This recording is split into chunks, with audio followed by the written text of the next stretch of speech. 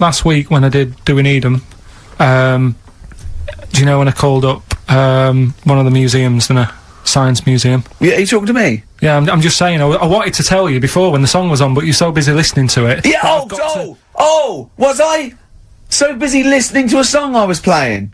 Yeah, but we're doing a radio show, aren't we? Alright, what's your point? Well, I just wanted to say, she emailed in to say I got her name wrong, so I'm just apologising for that. What did you call her? I think I called her Jessica. What was her name? I don't know, I've got it on email somewhere. What? This is not an apology! No, I'm You've just got saying. it wrong again! You've not even said her real name! How is that an apology? Well, I remember, I read the email, so, yeah, I Who are you apologising to? think her name's Jackie, I think. Oh, you've got it wrong again, haven't you? Well, anyway, and she just said if you want to see dinosaurs and that, go to the museum. You were complaining about that as well, weren't you? You went to a museum and there was too many dinosaurs. He said you just need 4. No, well, Steve, have you been to the one in Knightsbridge? I think this so. one that I called up, right? It's nice. You go in, you get a good collection of stuff. You walk in, there's 3 or 4 dinosaurs. You've had enough, right? I went into New York, right? Went to the museum there, hundreds of them. You can't move for dinosaurs. Yeah. It's almost like they're responsible for them being extinct. There's loads of them. So all I'm saying is, if you want to see a dinosaur, go to the one near Knightsbridge. They've got a nice selection, some old vases and stuff. It's worth going. So That was great, Karl. Play a record. Well done. bit of Amy Man. Oh, I'm obsessed with this song, Red Vines. It's brilliant. And we're not here this week, we're off jetting around the world, so we've pre-recorded these links. The time is currently somewhere between 1 and 3 o'clock. So, a time check there from Steve Merchant. No problem. Yeah, and, what about this weather? Isn't it warm, edit that, Karl, cold? Okay, whichever one. I'm pleased to see that the congestion charge has had some considerable effect. Had no effect. So just, yeah. Wasn't that great on telly last night, the film? Yeah. I particularly enjoyed last night's EastEnders, Coronation Street, Brookside. Okay, yeah. Excellent. There's Steve Merchant. Karl Pilkington. Tell us about this monkey, Karl. You're gonna love this one, Steve, right? Yeah, so last week we were talking about how, like, a lad left his family because there was problems at home and that. He went and lived in the wood, he got airy. Right? No. Leave it there, Rick, we haven't got time to go into Right, it. so... That's what happened. And that's what happened, he lived with the monkeys, he went airy. That's what happened. Looked into some other stuff about, like, airy kids and all that. Yeah. Came across this story about a bloke, right, who worked in a zoo. Oh dear. Right? So, Trouble's brewing. loving his job and that, but it's quite a lonely sort of job because you don't see many people, you're just dealing with animals all the time, right? So, anyway, he gets a bit pally with a monkey because it's the closest thing to a human. Well, that ape is. Right. Yeah, but you can't really go that close to apes. It's dangerous. What do you mean? What type was it? What, do you Just mean let him tell the story. Was it a chimpanzee? I reckon it was a chimp, yeah. Yeah, it was you a don't chimp. even know, so It was that's a an chimp. ape. It was a Okay. chimp. Yeah, but it doesn't matter, does So it? he It's the gets story. pally with him. Right, so he gets pally with Well, him. did they and go on he's- holiday together? Well, no, I mean, it starts On the off, pool together. just checking each other out and, you know, probably sharing lunch and that together. Yeah. Right? Anyway, this goes on for a while. You know, they're getting on well on that. And then after a while, right, the monkey starts sort of imitating him a bit more and sort of walking upright, Oh, God. Yeah. right? So he thinks, oh, that's a bit weird. Anyway, they get on really better and what have you, so he thinks he could live at home with me, this, Yes. because we're getting on the storm, Yeah. right? So he takes him home, and before Is you this the know it, beginning of Beneath the Planet of the Apes? I think it is. I think you've seen this on video. I'm worried, because he's already imitating him and they're moving in together. I'm thinking it's maybe a bit like Single White Female. Single White Zookeeper. Oh, brilliant. right? So Go on. anyway, so it's moving in, and it's getting used to sort of the normal human life. It's having a cup of tea in the morning. Yeah. PG tips. As it finishes the day off with Oh, dear. Finish the day off with what? It with does, a it doesn't little have him brandy. move a piano at one point, does He it? finishes the day off with a little brandy. Yeah. What, he pours himself a... Is he wearing a smoking jacket? I'll tell you what, Karl, you're Listen, a maniac, listen, mate. no, this is why it attracted me. It's amazing, right? So he's having his brandy and that, loving his life. Next thing you know, he sort of, I don't know if he loses it or he gets shaved, but the top half of his body is Becomes hairless, hairless. right? Apart from his head. Right, so he's got a nice... So close it's the on. opposite of the kid. Well, Yeah. this is what but I'm saying. that would happen. Right. Well, hang on, but so you don't know if You he don't was even shaved know. or if it's How did it say? Then the hairless. What? I'll bring it in for you, the story, and then you All right, can well, see if okay, I've gone keep wrong. going, keep so going. anyway, so this is going on, and he's having a great life. Then the zookeeper starts getting a bit annoyed because he's having a better life than the zookeeper. The zookeeper's in the zoo. This is such So the rubbish. zookeeper's still got to do a day's work. The monkey's at home, he's partying, well, he's it got gets his to other a point when he chipmates says round. there's no point you coming in to the zoo because the whole reason of you being there was because you're being kept there. Right. And he didn't want to bring the memories back, so he said, you stay at home. So You are you're talking such. Just let him finish. God, I don't know if I can sit here and listen to this drivel. Let me. I'm fascinated. it's It nearly sounds over amazing. anyway, right? It sounds extraordinary, Carl. So he's walking up, right? He's having a tea in the morning, finishing the day off with brandy. Gets a bit out of hand. Only tries it on with the zookeeper's wife.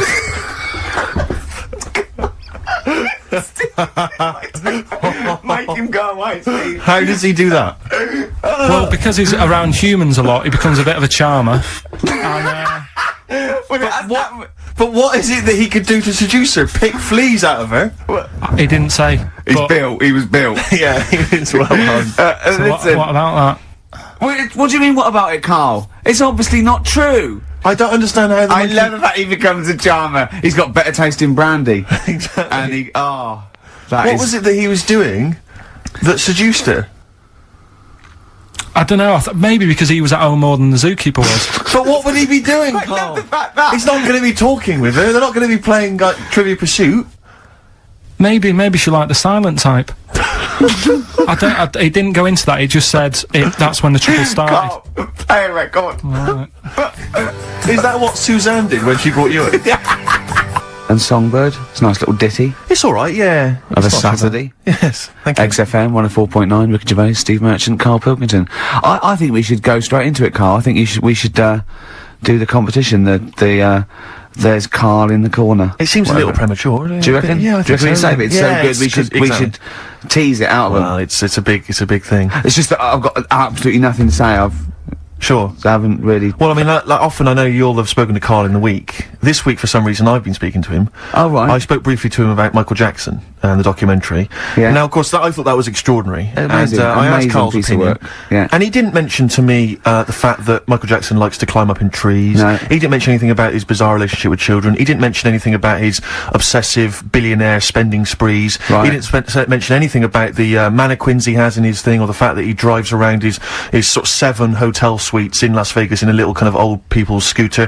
The only thing of note for Karl was he said to me, "Did you notice how big his hands are?" I'll tell you what, though. I did. What? Yeah, how you look at the man's got like a face that he's had reconstructed. Well, I can't I seem know. to say that. It's libelous. Yeah, but, no, he hasn't. He's got an old he's had two nose face. jobs. Yeah. And you're but- looking at his hands. But I think it's because you look at him and he looks a bit like there's a bit of androgyny there, but it's sort of like it is quite a petite sort of old lady's face in a way. But then you see these labourers' hands come out. That's always the way with a tranny, isn't it? You know what I mean? What, you can't accuse him of being a tranny. No, he's not. No, he's not. What are you saying? No, I know He's got enough issues. Now you're accusing him of being a tranny. I like him. I thought he came out that brilliant. I thought it was really. I really felt sorry for him. No, I think he cleared up a few things as far as I'm concerned. I thought it was a fascinating piece of work, but I did like the shopping spree. That was great. Extraordinary, 'cause he's just got going such around bad just taste. pointing. I know it was bad taste, wasn't it? It was like one of those bizarre shops. You Yeah. know what I mean? There's anything sort of a gift shop, but they're trying to make it look like Ming, But if and if it's sprayed gold. if he'd been living in a trailer park, he'd have been ordering, one of those porcelain dolls dressed like a Harley Davidson I know, bike yeah. rider, or an Elvis commemorative plate. It was the kind of billionaire equivalent of that. But the hands were a giveaway. It's the same as those sort of What do you mean the hands transvestites. were a Well, giveaway? it's like you get What was it about his hands? I didn't Well, even see his you know when you hands. get like a cab driver or something, right? And he decides to turn transvestite about 60, and he goes on Kilroy. Do you know what I mean? It's that way. He's got a twin set of pearls, and he goes, "I've never felt so comfortable." But his hands are still big. He's got a little wig, and he's got the lipstick on, and he's with his teenage kids who are going, "Kill me." Do you think But he's it's- been having surgery on his hands to make them larger? Bigger, yeah. Was that why he was wearing that glove through most of the Exactly, because he's but I think he wants to be a goalkeeper. Right. And they said, well, you can't, Michael. You got big hands. It would help him climb the trees. Yeah, and he can play tennis now without a racket. Yeah. So So, what did you make of it, Karl? Were you intrigued? The Michael Jackson thing. Oh. It's you know, it was alright. But, like, that got a load of attention in the press. But the Trisha programme got nothing. Okay. Which, I know, was that? like, well, Steve called me up in the week, right? Like 10 o'clock in the morning, I was at work. And he goes, you What do you think so at 10 o'clock? Should So think, you- Preparing this show. most people go to work about 8, 9. Are you watching Trisha and that? I said, no, what is it? He goes, oh, you'll be loving it, right?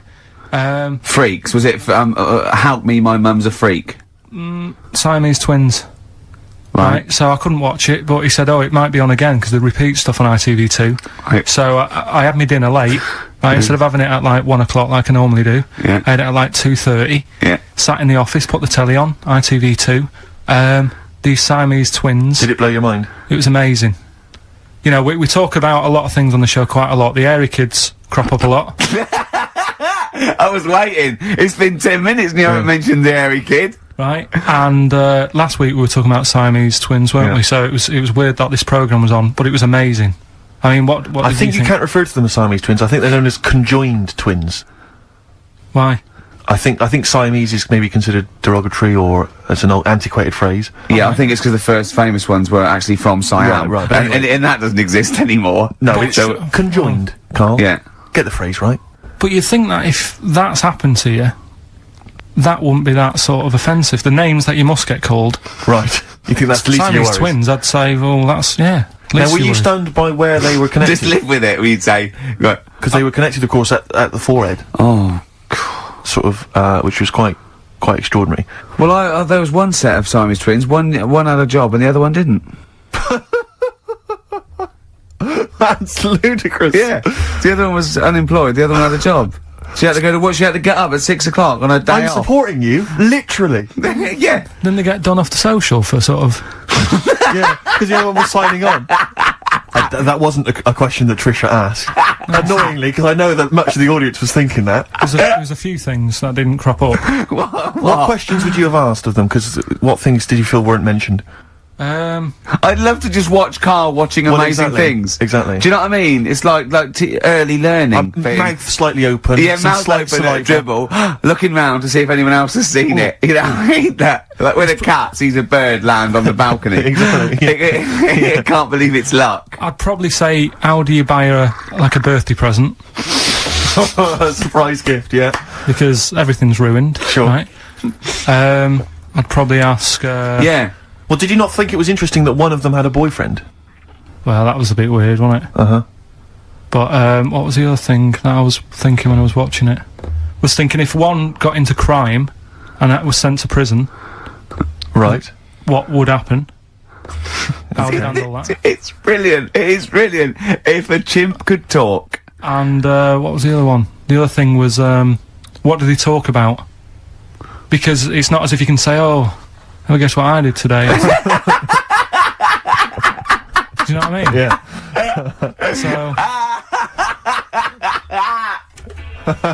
Sex FM 104.9, you've got that bit right. Ricky Gervais show with me, Stephen Merchant. Hello there. Karl is actually in a little booth. We're not in the studio, you see. This is pre-recorded. We recorded this last week because we're away.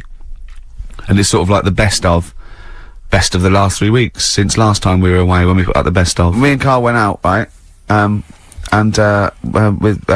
me and Jane, Karl and Johnny and Gigi, wasn't it? Gigi, Is it important to win? No. Okay. But we're walking on the street. Karl was there though, and he can back me up on this. We had a curry. We were walking back, and this little funny homeless fella, didn't he? He oh, I got to tell it before I go, didn't he? Yes. He came up to me, right, and he recognised it. And he came up to me and he went, oh, he said, I've just nicked 5 of your DVDs from HMV. And he shook my hand. He was so happy with it, and I went, right, excellent. He went, all I do is I just swing the bag over the top. Like that, when I'm going out. And he had a bag full of DVDs, didn't he? And he was so pleased to tell me that he'd stolen. That great. He said they're going like hotcakes. He said they're going up, of course they are! Yeah, you're nicking them. I know, we get paid for them though, don't we? So not the stolen ones? Don't we? No. What do you mean? Did you sign them for him? I know you idiot. What, so, he just nicked 5... Yeah. Well, Yeah. and you say he was homeless, was he? Well, don't know, maybe. No. Surely, how would he have seen the show? He just walked past Curry's one morning. Dixon's. Yeah. Yeah, the telly on, Seen yeah. a trailer for it. Thought, interesting. I don't know if he was homeless. I didn't go into his home Sure. life. He shook his hand though, and But he went. he made Karl look smart, do you know what I mean? So, how does he sell them? Where does he sell them? Does he go up to people and go, do you want an Office DVD? They're not nicked. yeah. £4. Yeah, exactly. I think he stole a new. No. They've still got the tags on them. Well, it's like those people who, you're those cab drivers that you'll meet at sort of 3 in the morning who've just got a car. Yeah. And just went out with a car. Yeah. And just, I'll pick people up and charge them. Yeah. I got in one once, I said to him, the guy just pulled up, I said, he said, I was in like, East London, I'm going back to, North London. I said, yeah, going to, Swiss Cottage. He went, sure, hop in. We set off. He went, do you know the way? I said, well, not really, no. I thought you'd know the way. You're in a cabbie. And he went, no, don't really know the way there. I said, have you got an A to Z? He went, no. I thought, well, if you're going to go out just on the, just winging it as a cab driver, Yeah. two things, take a map and a torch. He didn't have Yeah. either. He said, well, I'll probably get to Camden. I said, right, I'll direct you from there. Drove on for about 5 minutes, making conversation. About 5 minutes later, he went, do you know the way to Camden? I thought you knew the way to Camden. I don't really know the way. I thought I did. Oh. It was Let me out. £4. Exactly. And that's, I don't know who's got that sort of time on their hands, that they just think, it's 3 in the morning, I'm at a loose end. I think I'll go out doing a bit of cabbing. Wow. Yeah. Because your dad was a cabbie, wasn't he? Yeah, it was, yeah. Couldn't stand it, but it's good money. He was he wasn't like a chancer though. Black What cab, black was cab. what was he doing when he put that little Forrest Gump in a weedy bin? That was part of the cab company thing. They had to do like a charity event once a year, and he did it one year. Never asked him again. Tell us the story again. I know you No, told I'd me, rather not, because Why? we got a few sort of complaints about it. Why? Why did you get complaints about it? Because he put a kid in a bin, and it's not the thing to do. So But we could use it as a sort of sobering lesson for people. Yeah, tell it like a, you shouldn't do it. no, yeah, but that's how I did it last time. But people still didn't like it. All the stuff I tell you, we don't take the mickey out of people on purpose. No. It's real life, innit? And that goes on in life. Yeah, My dad was saying that in hospital, though. Do you know I was in hospital? Yeah. He did some jokes about old people and that, and he said at the end of the day, if something makes you laugh, it's funny. And if it makes you laugh, you can't help laughing, can you? Do you know what I mean? enough. So, what you meant to do? And laughing's good for you. Yeah. So, But even being though laughed at isn't as good for you, is it? no, but there's probably more people laughing at one person, so if you balance it out, there's only one person who's upset and there's a bunch of people laughing. So, it's Genius. Give me an example of that. Give me an example. Well, for instance, Karl Pilkington as he talks and the people listening. yeah. No, give me an example of like, so, I can't, because again, that's what I'm saying. I can't tell you the story, Yeah. because there might be someone out there who, this person might even be listening and think, I forgot about that and you brought it all back to me now. Yeah. So, I'd prefer to leave it, but I think people know Why did he put him in the bin in the first place? because he was getting out of hand. What was he doing though? You see, I can't explain without... You can. Don't be silly. I prefer to leave it, honestly. What was he doing? Was he annoying him? He was annoying my dad and the other people in the cab. Right. And he thought, how can I deal with this before it gets too out of hand? Yeah. He pulled over and put the lad in a wheelie bin. I'm gonna burst. So we'll leave that. Here's something I've learnt, remember? Go Going on. back to like show 4 or whatever. Go on. What is it? What? The flea can jump over the London Eye. No! No, it can jump the equivalent of, if it was a 6-foot man, it can jump about 6 inches high. A flea cannot jump over the London Eye. Yes, it can. Yeah, it can. And Tell your kids that. God. Oh, remember- oh, a flea can jump over the London Eye. And an ant can lift 3 Volvos. But you're talking about fitness people and that. Remember Go when on. we were in the pub, right? Yeah. And your mate Johnny was in there. Yeah. I think it was. Yeah. And he was talking about that guy who got done, right? Because he entered a wheelchair race. Yeah. And and there was nothing wrong with him. His legs were all right. Yeah. Now, he got done because he shouldn't have been involved in it. Yeah. But don't you think that really, he's really good for doing that? Because he's not normally in a wheelchair. Sure. So he's not used to how they move about. Yeah. His arms aren't as strong as the other fellas who are always in the wheelchair. Sure. He had his mate pushing him. That was the Surely- problem. Yeah, it was motorised. I'd give him a gold plus. Just, you're taking a bloke who's not used to doing something, he does it the first time and beats the people who are at it. What about that woman, though, that was disqualified in the shooting, because she was in a wheelchair, and she was just in the normal, able-bodied Olympics, it was just she entered, right? But she wasn't allowed to rest her elbow on the arm of her chair, because that was at disadvantage. So she was in a wheelchair, and she's shooting, but she was getting an unfair advantage, and they said, you cannot put your elbow on the arm of your Sneaky, wheelchair. aren't they? No, they are. You gotta be careful. You gotta be careful. Do you want to play Some of them aren't even disabled, it turns out. Hold on, though. We're talking about athletes, aren't we? What record should we play next? I'd love to hear that single that was out a couple of months back by Athlete. Athlete. Let's have Athlete. Man alive. West Side by Athlete, a track that I know you and I have enjoyed. Yeah, it was one of our favourite over new the last tracks 6 of the or year, 7 that months. one. Yeah, Absolutely. very good. More of our favourite tracks to come on XFM 104.9. You know, I With was me, Ricky mentioning Gervais, and you, Steve Merchant, and, Karl Pilkington. sure, go on. You know, I was mentioning Shoot. the high jump. That Yeah. high jump. Do you know the reason I didn't get the gold? It's faintly embarrassing because the guy it was just neck and neck, me and another guy. In fact, he was slightly shorter than I was, and I was using the traditional Fosby flop. Is it the Fosby flop? Fosby flop. And he was using a method which I can only describe as the Superman, where he was running at the bar and diving headfirst over it. I've never seen this technique before. It's illegal, that's Absolutely why. incredible. Is it not Yeah. allowed? The Fosby only works because his shoulder and that are going over before his head. Right. That's they got around the rule. You weren't allowed to dive over because it was too Obviously, easy. no one monitoring that. Yeah, no. Just the no. games teachers having a quick fag. Yeah, yeah. Um, What was his name again? Yeah. The fag. I think his name was Mr. Woodbine.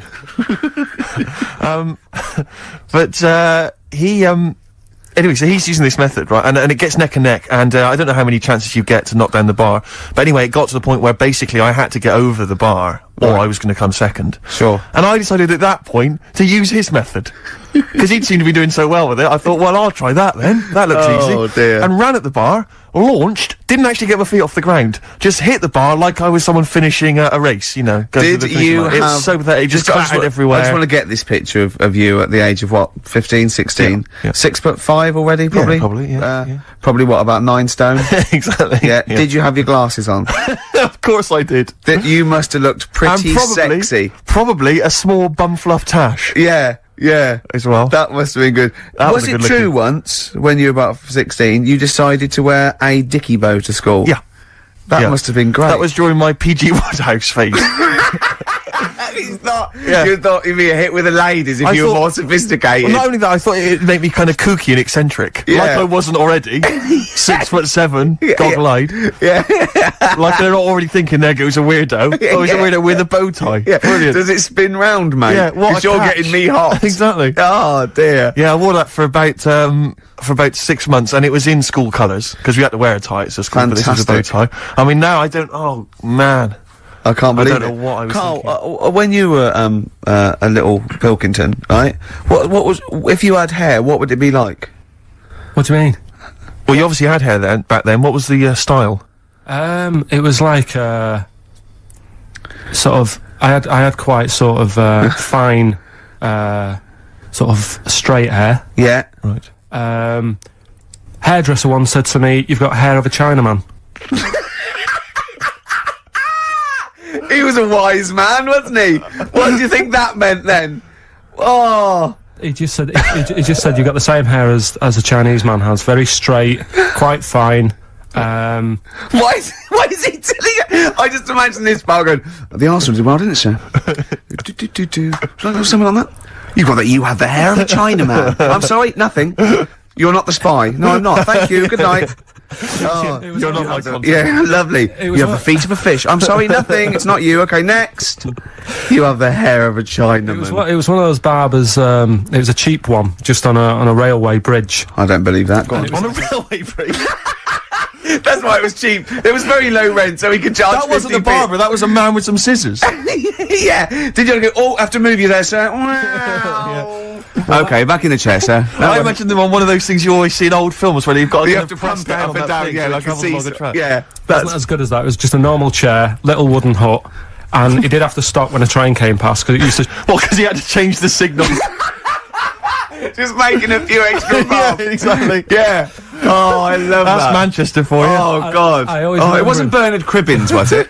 I always remember him saying, "Do you want your hair washing?" And I said, "Is it free? You know, does it come with it?" And he said, "Yeah."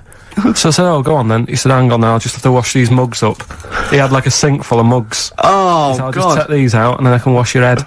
Oh, no.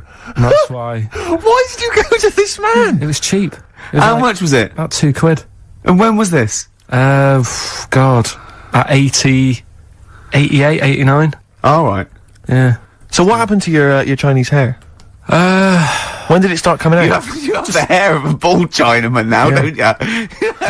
You've got the hair of a Chinaman in a box now.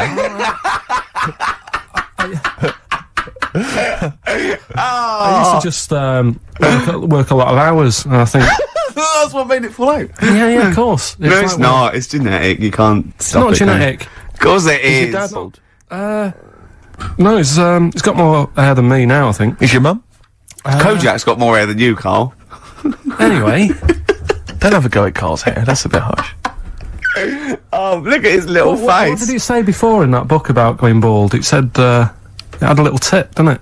We'll go over them later. It says if you're going thin, doesn't it say cut your hair short and something like So that? it makes you look thicker. Yeah. Oh yeah, we got people are offering Carl lots of. We're coming up to that. In Yeah, a well, few we'll go through that. minutes So obviously we to win that BAFTA bag. Shall I remind people what the competition was? Yeah. Last week we were giving away this bag that we got signed by various celebrities at the BAFTAs, and we asked you to email or write in with your suggestions as to what you have that you could swap for the bag, and it has to be something that will enhance Carl's life. We've had quite a lot of suggestions. I'll go through those a bit later, but they're some of them are quite eccentric. Meanwhile, I'm going to play one of my favourite songs off one of my favourite albums. I look forward to hearing it. It's Radiohead. It's the Bends, and this is Black Star. Go for it.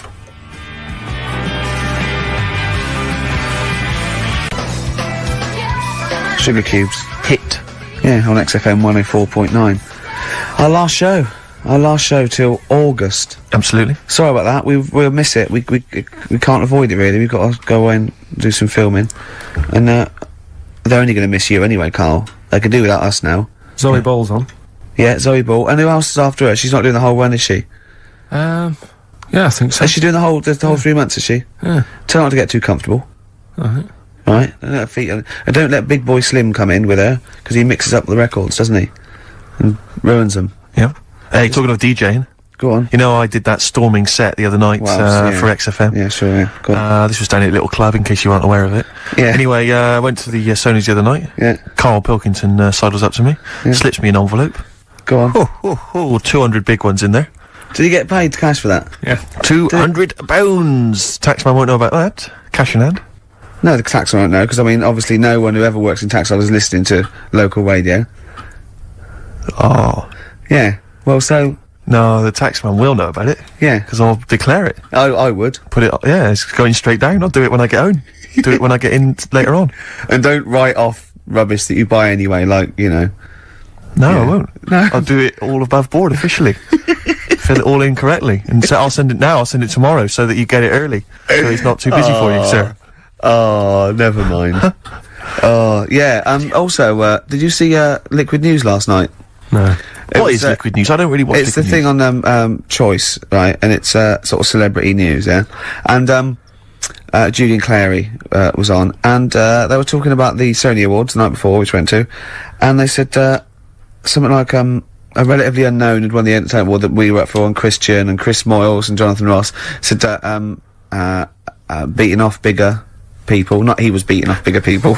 They weren't suggesting he was. Was Julian Clary beaten off with that? Yeah. And it said, so, the people who didn't win resorted to silliness.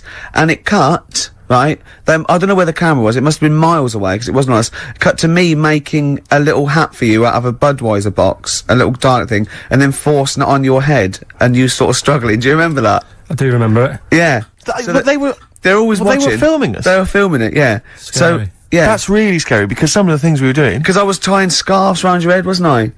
We were touching Carl in an intimate way. We were gaying him up. Gaying him weren't we, up, to make quite him a lot. feel all uncomfortable and everything. Because he doesn't like that sort of thing, do you? Can't stand it. We're going to be giving you a cuddle about 5 to 3, seriously. We are going to... On the way out. And I've got roaming hands. Yeah. Do you know them girls who came up from the radio academy and sort of said, "Oh, so you're Karl then?" Right, Yeah. yeah. A couple of fans went up to Carl. Just on the way out, I said to him again. I said, "Look, I'm not gay." because they were convinced there was.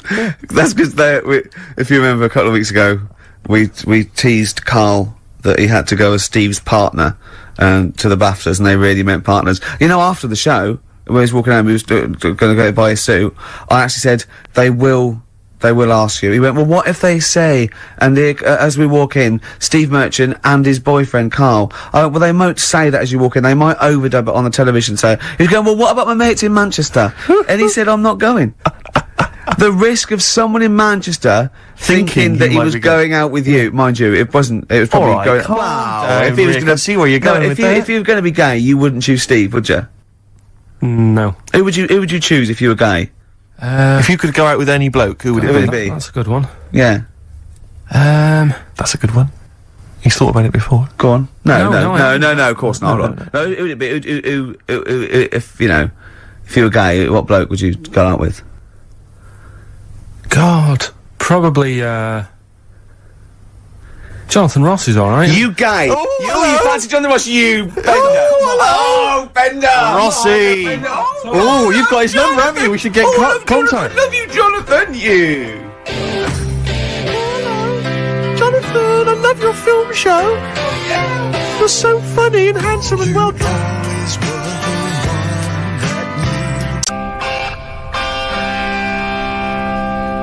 Rock and roll with me, David Bowie, off Diamond Dogs. Another one of my favourite tracks. Cracking. Great track, isn't it? Well, it's time for Karl's Room 101. Karl was too shy to obviously ever do this for real, but we thought that end the run of this with things that Karl hates. Yeah, we know the thing he likes. We know that. So Karl, okay. We should just point out that we've been inspired by the TV show Room 101. We didn't come up with this ourselves. Yeah, we did. This is room 102.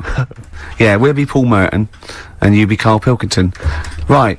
You could chance to banish to room 101 all those things that you dislike, they're never to be seen again. Will you please welcome Karl Pilkington?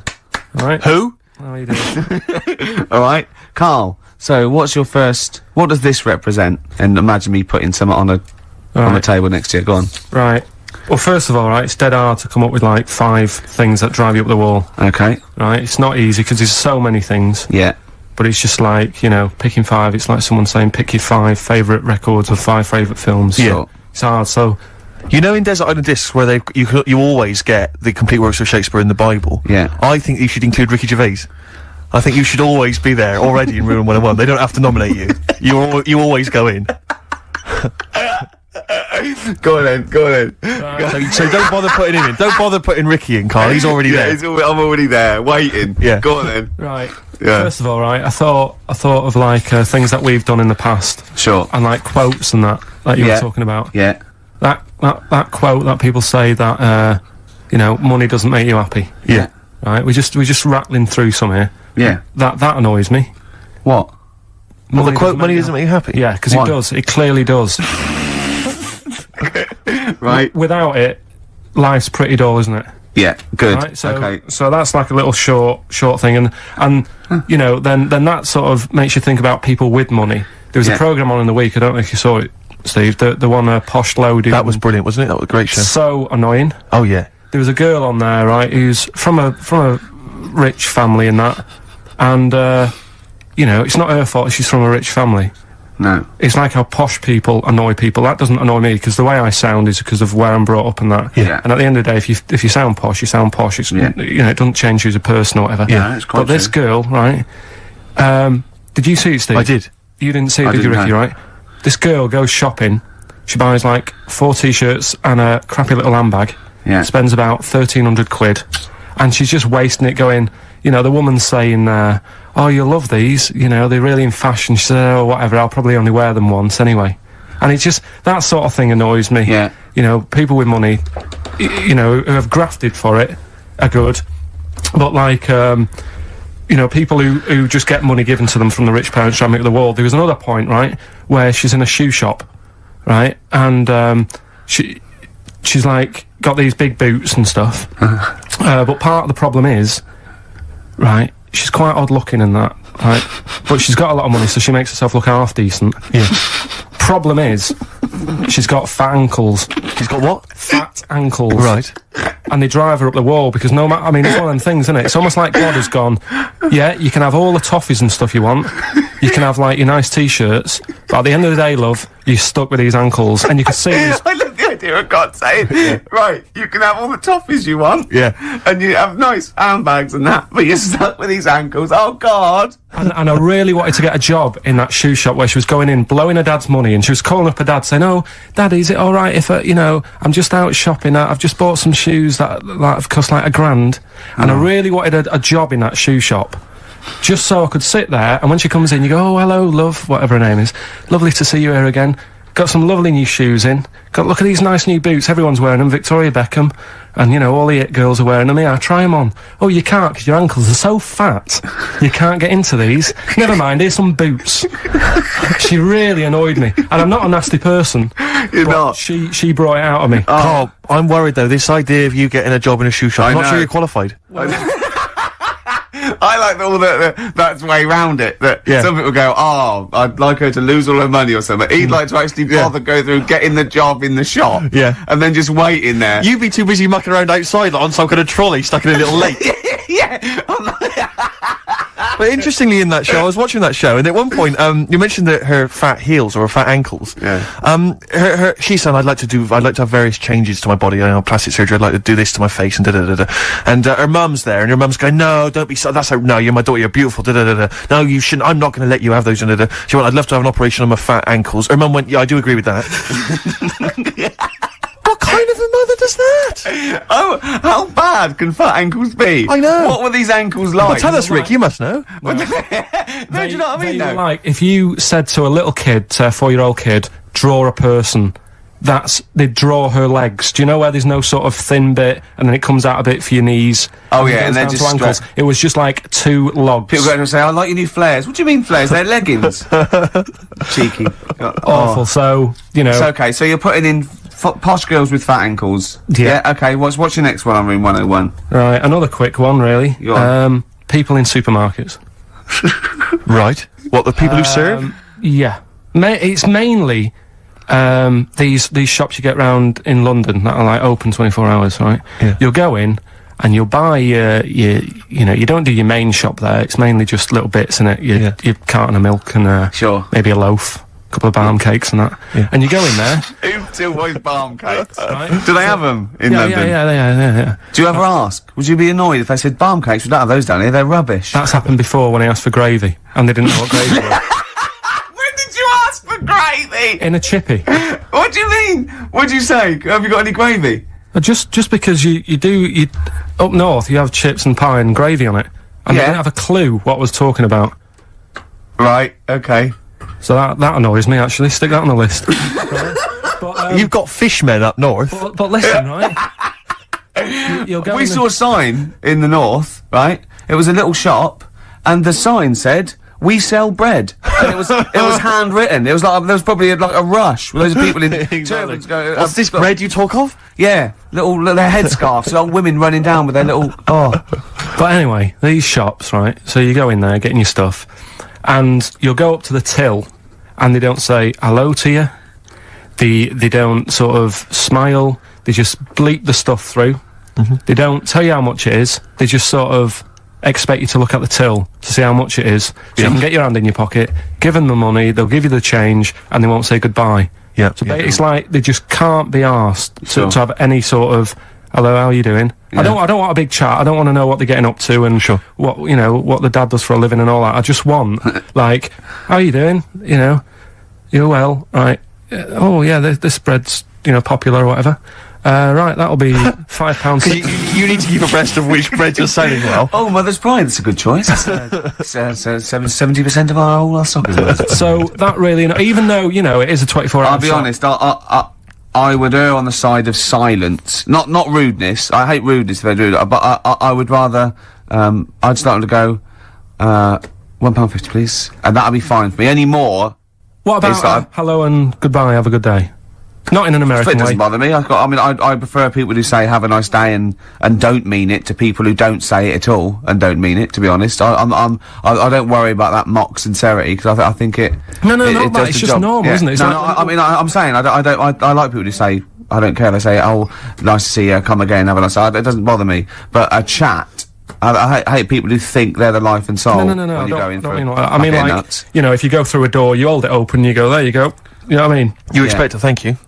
Yeah, that's all. Yeah, and also when do you come in at like a narrow walkway and you're both walking there, and I stop, we'll get out of the way, and they tut like I should have. I want to go. Hold on, look, we're both in the same boat here. Yeah. Why is it me? That annoys me. Where people Oh, think tutting when they're in the wrong. They own the street, or if two people aren't looking where they're going, it's one person's fault. Yeah. That really annoys me. Yeah.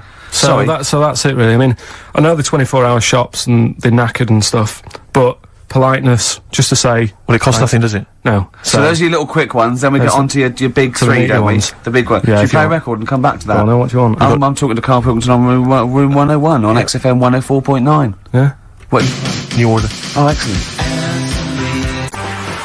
You know what I mean? It's mad. We were shouting at you then. How loud are those headphones? Pretty loud, but I'm always wearing headphones, so... Yeah, it's but look what I'm doing. This is an old radio trick. You put one earphone over your ear and the other one off so you can hear people in the room. Hives on What- XFM what do you want? 104.9. What did you want to say? Doesn't matter, Carl. It does. The point is, it could have been important. It could have been a fire. Yeah, anything. when we shout anything, you jump. Yeah. Do you know what I mean? Come on, Carl. Get with the programme, alright? Hey? Right, what other things you want to put Yes, in room 101? Other than us. Spiders. Right, go on. I know Ricky will be agreeing with this. Yeah, all spiders, yeah. Just, I mean, not all spiders, because there's some spiders that are on the planet that don't do any harm. They clean up stuff, don't they? Well, I got little brushes. Do you mean like janitors spiders? that. Yeah. No, there's some that, you know, Hong Kong leggy. just get on with stuff. But I'm talking about the spiders that are deadly. Right. And spiders that are massive. I mean, Johnny's mate, Ricky's mate, Johnny, I mean, Yeah. he was talking about how he was in Australia Yeah. and he was sharing a room with a mate or whatever, and his mate was having a shower and said, Johnny, just come in here a minute. And he went in, and there was a spider on the side of the bath that he said was the size of your hand. 2 hands width. It's sort of like a size track, just like 8 inches across. It was- That big, right? And the daft thing with that one is that can't kill you. It's massive. It's got no purpose. it's a being- huntsman. Yeah, but what? Something you said it does, right? If you sort of walk around it and it thinks you're going to try and trap it, it hisses at you And jumps at you. and jumps on you, and it sort of clings on. That's You'd be- terrifying. You'd be sort of running around trying to get it off, and it's just gripping on like the old stag beetle thing again. Yeah. It's clinging onto you. But there is no. What I don't understand is why is that spider that big? Because no doubt it only eats stuff like normal spiders do, but it needs to eat more of them because it's a bigger lad. Right? Yeah. And it doesn't actually do anything. It's not like I just don't Doesn't get create, doesn't paint, doesn't do yeah, anything. Yeah. it's just getting in the way, and it's one of those things that are so big you couldn't kill it. Because can you imagine like the mess that Yeah. would make if something that size if you stamped on it? Yeah. Which I'm not, you know, again I'm not a fan of. Yeah. But I don't get that. And then there was a programme on a few weeks ago on BBC about spiders, and there was this one, right? It was going, you know, there's so many spiders in the world, and apparently there's so many of them they can't give them all names. Right? What they're saying is, once one dies out, they'll actually introduce another one. Because there's so many different breeds of them that it's impossible to sort of make a book and list them all. Right. Well, It's the like a book would be queue. infinitely long. Well, yeah. Yeah. It's like a queue. They They're say, not right. trying to name it individually, are they? No. That's their problem. No, Yeah, seriously. yeah. Just keep it down to the Ziggy. species. Go on. This is true. This. Go on then, yeah. So they'll sort of go give us a spider, the Black Widow, right? Black Widow, they've all died. So who's next? And they'll say, here's a redback. Yeah. And that's how they introduce them. So this programme was going on about this. Right? No, they do it.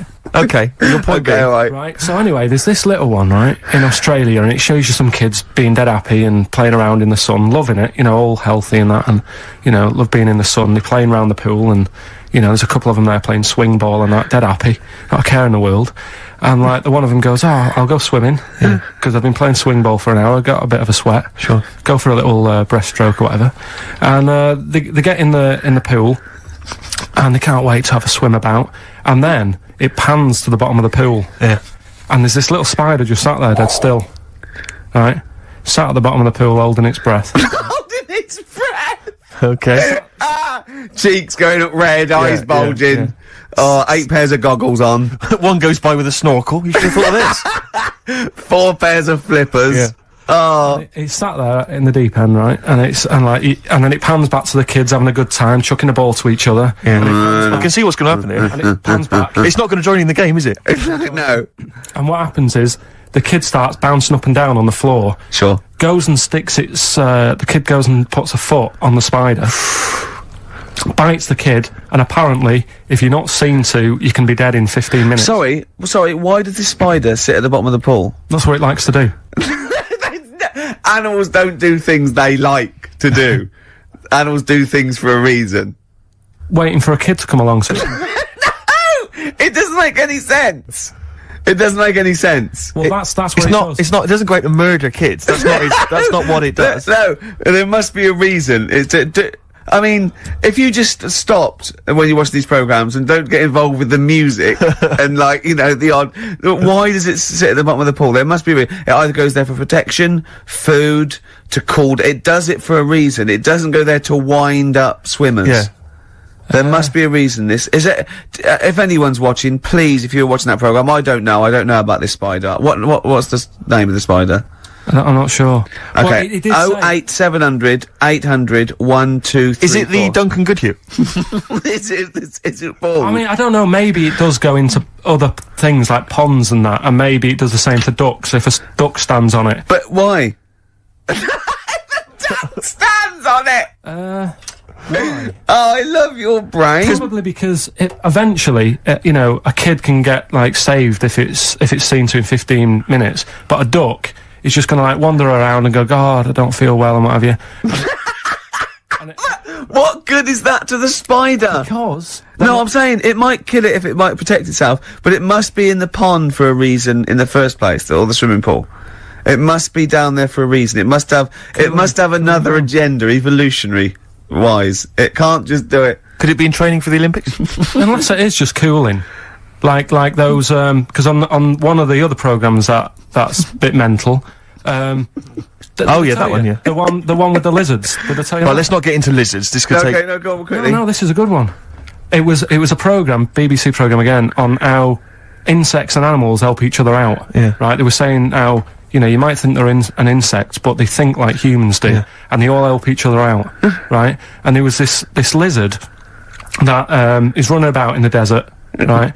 And it's going, "God, it's roasting." And what it does, it makes a little hole in the sand, and it goes under the ground and it cools down, right? Yeah. And then you see one of the locals, I think it was in Egypt or something, and the Egypt bloke comes walking along, Egypt bloke. and Is he walking like an Egypt bloke? Walk like an Egypt bloke. and what he does, right? He's looking out for these holes in the ground. Sure. And he sticks his hand in, Yeah. and Why does he want the lizard? he makes shoes and stuff out of it, Okay. right? And you see him Cobblers. walking around, and he's got about 12 of these things in a basket on his back, and they're Yeah. all looking really fed up. Well, yeah. And it's dead hot, and they can't be bothered trying to escape, and they look really fed up. And this bloke's laughing, you know, he's collecting loads. I love how he watches this, like, because they sort of editorialise it and make it into, like, some Exactly. sort of, like, evil play. Yeah. No. But then it was saying how this deadly scorpion that man is scared of is mates with the lizard. And the reason is that the scorpion goes into the hole, right? It can't dig its own hole because its arms are that big and it's awkward for it to dig a proper hole. Sure. So what it does, it goes into the little den that the lizard's made, right? And whilst the lizard's having a kip, the scorpion says, "Tell you what, I'll do you a deal. You have a kip, I'll walk up and down this hole here, and sort of scare away any people. So the lizard's like, yeah, all right then, fair enough. Because the scorpion wants a little hole to keep out the sun. The lizard wants a kip. They've done themselves a little deal. The Egyptian bloke comes walking along, sticks his hand in the hole. Yeah. He thinks he's just going to get a lizard. Scorpion stings him. He runs off, drops the basket. All the lizards go running off. I love the fact that that is what always happens. Yeah. They filmed that just by chance, and that's what always happens. I like the fact that the Egyptian bloke has done this every day. He does it. He goes, well, okay, I've got all these lizards. I'll just go to this hole again. Yeah. Because I haven't got that lizard yet. Yeah. This will be fine. No, I just think. And when the lizard and the scorpion make that deal, and he says you have a kip, and the other one does it, do they talk in Egypt or? I mean, they talk how Egypt do they bloke. how do they discuss? They talk Egypt bloke or this? English bloke. What language do they use, Carl? No, it's the international language of love. But spiders is what you're putting in Room 101. Spiders. Let's go back to that. Spiders. So spiders So that. basically, spiders that have got the poison to kill a man. Because Rick, I know, because Okay. but Rick, I know what you're. about the ones that are just too big for their own good? Those I are the- don't understand that either. But Rick, you're scared of all spiders, aren't you? Or even the little tiny ones you I find. don't like any spiders. Yeah. Is your husband afraid of them as well? Oh What are we dear. playing here? What are we playing here? Oh, this is Cat Stevens. Silent Sunlight. It's beautiful off Catch Bullet 4 at its peak in the 70s. Oh, Cat Stevens. Silent Sunlight. Yep. Karl just had a funny phone call, didn't you? From someone who's telling you all about the little brown, it's called, is it? Little brown, yeah. That's the name of the spider that sits in the bottom of the pool. He said it doesn't hold its breath. It's got an air bubble. I didn't think it did hold its breath, to be honest. And then, as you know, Steve was opening a letter we got, and it's a football song, and it's They Don't Like It Up by the Leatherhead Gimpers. But it's the fact we keep getting sent homemade singles. Wow, that's good, isn't it? Oh, there's another one there. They're both football anthems, though. We don't. Well, do we show any interest in football? Are we? Well, yeah, the World Cup we do, don't we? You're right, Rick. Yeah. Yeah. I've got a bet on as well. Have you? Chelsea to win 2-1. What today? Yeah. And I've got Chelsea to win 2-1, but Henri to score first. And that's something like 30-1 or something. Best luck. Yeah. Best luck. Cheers. Brilliant. Right, so spiders. That's the first one in room 101, isn't it? So you rude agree with people in supermarkets. Rude people in supermarkets. Spiders that are either have got enough poison to kill a man or are unnecessarily big. Yeah. Yeah. Go on then. Right. Good. Going well. Right. Next one. Yeah. Stars in Their Eyes. Blimey, it's a popular show. You might alienate a lot of people. Stand it. Why? Just, I think, if you've got a talent, right, there's loads of shows now that you can go on and make a killing. Yeah. Like Pop Idol. Yeah. What was the other one? Pop Stars. Yeah. That sort of thing. So, people who will go on Stars in Their Eyes, they want to sort of be famous. Yeah. They want to be a singer. What I don't understand is why go on that show where you do all the hard work, got to do all the graft, Yeah. and yet, even if they win it, you never see him again. The guy who won last year, Christy Berg. Ian Moore. Ian Moore. Before last. Brought us now with his own stuff. Yeah, but, alright. How did it sell? That sold well. Exactly. Don't get it.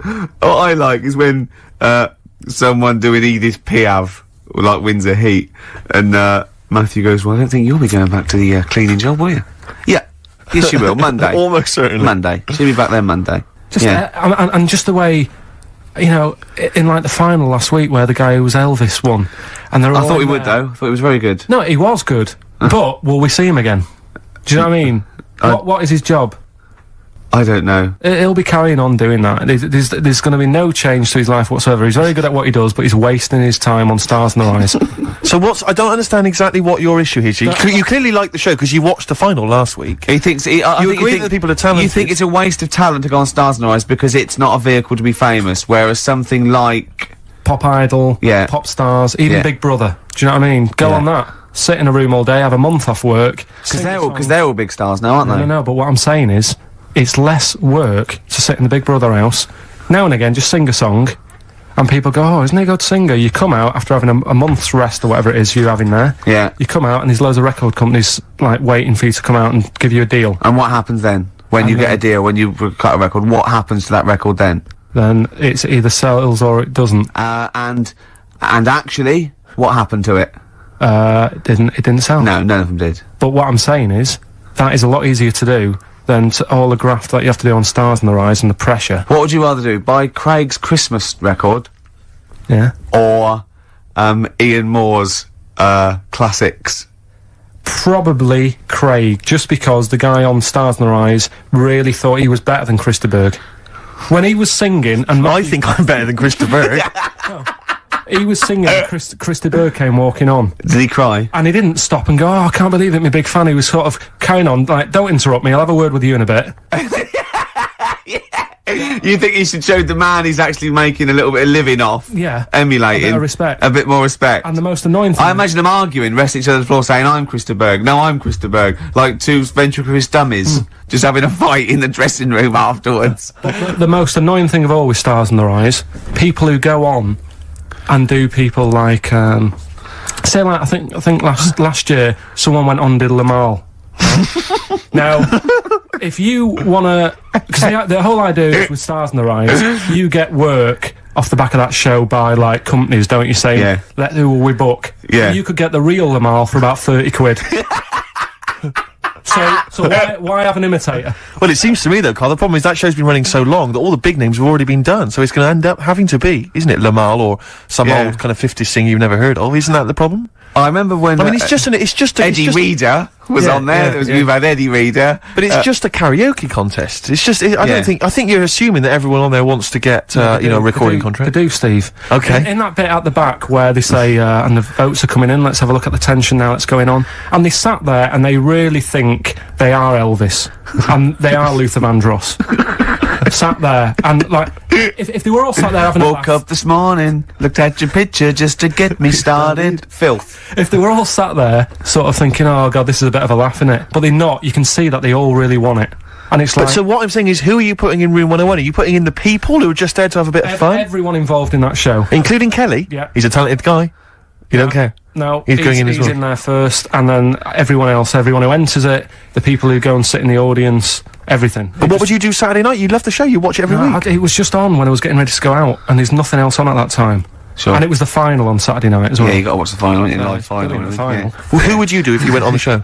Moby. Probably do. Ooh, It's not that you look like them though, is it? No, It's who you sound like. because they wouldn't let me on as Tracy Chapman. I was furious. That's annoying. Because I sound just like her, but they said, no. Bowie. You do Bowie? Yeah. Can I hear your impression? No. Well, come on. No, because you just said if you could go on and what have you. I'm saying that. Well, it's got to be someone you can do. I mean, obviously I'd go on as Will Smith because I can do the rapping. Yeah. I can't do it. I'm not a good singer. I've never really been into singing. I've never done a live singing thing before. Haven't you? No. Not even But if there was a talent show, if there was a talent show on, What did you do? I did Walk Like an Egyptian by the Bangles and I mimed, dressed up as a woman. How old were you? It was when I was still going to school, so it was like Well, I hope so. 12. And what, sorry, what was the, why did you do that? What did you mime to, and why were you dressed as a woman? Where's the logic in this, is what I'm saying, Carl? What sort of act was this? I think I was meant to get hold of some, like, Egyptian outfit. Couldn't. So I looked in my mum's wardrobe, and I had a dress. Dress in a fez, carrying some lizards, that'd do it, wouldn't it? I had some boots and a wig on.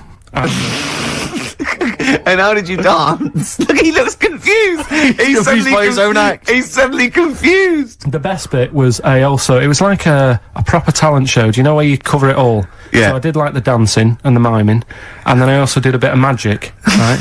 Where I had like a cloth, right? And I had it over my hand like that, and the crowd were like, oh god, what's he gonna do?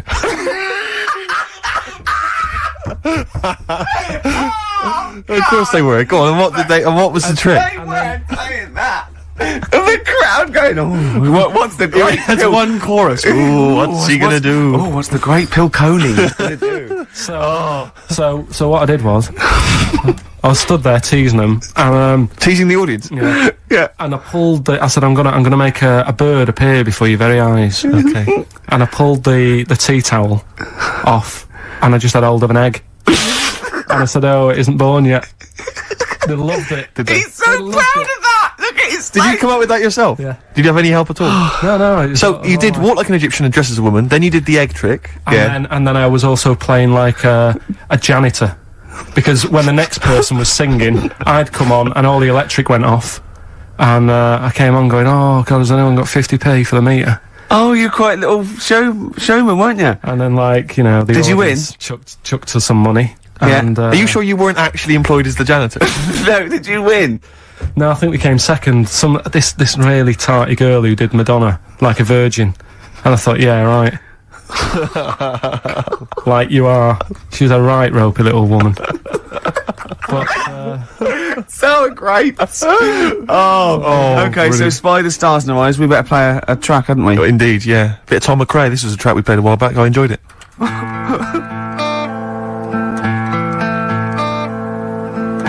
Tom McRae, End of the World News. Yeah, I love that one. I hope you're enjoying the music. We're loving it, aren't we? Indeed. Still to come, we've got another entry to Room 101, Karl's final entry, and then that giveaway, the famous giveaway with Enhance Karl's Life. Can I have some adverts though first, Karl? Because I'm getting a bit fed up. We'll have adverts for a little while.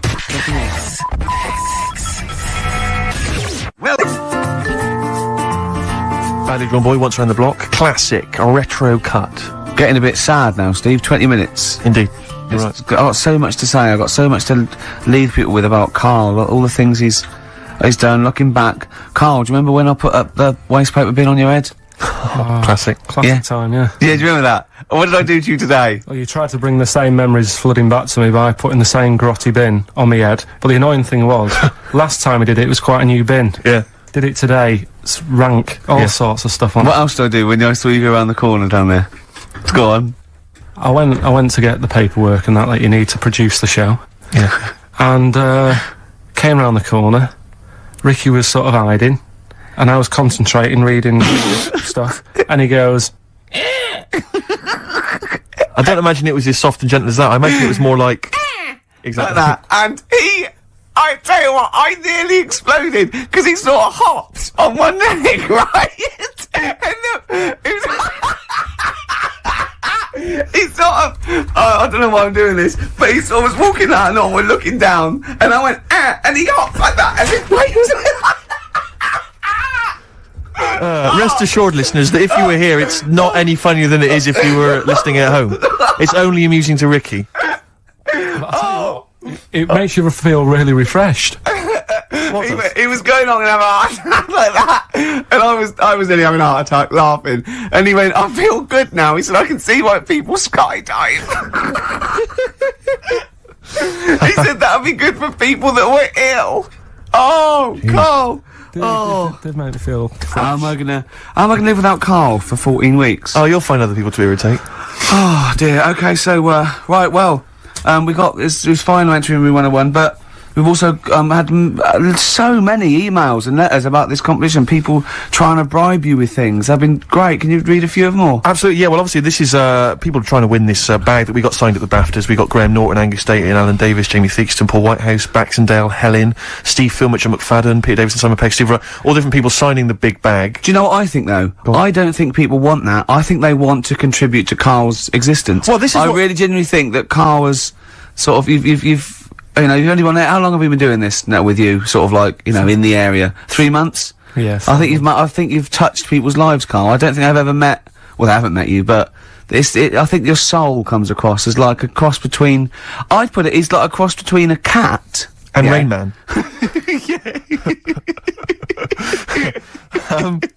But we've had quite a few which are which obviously want to kind of further your education. Obviously, when we're off air, this is something we're worried that's just going to dry up, you know. And we've tried hard to educate you. So lots of books, lots of people suggesting books. The Giant Book of Mysteries.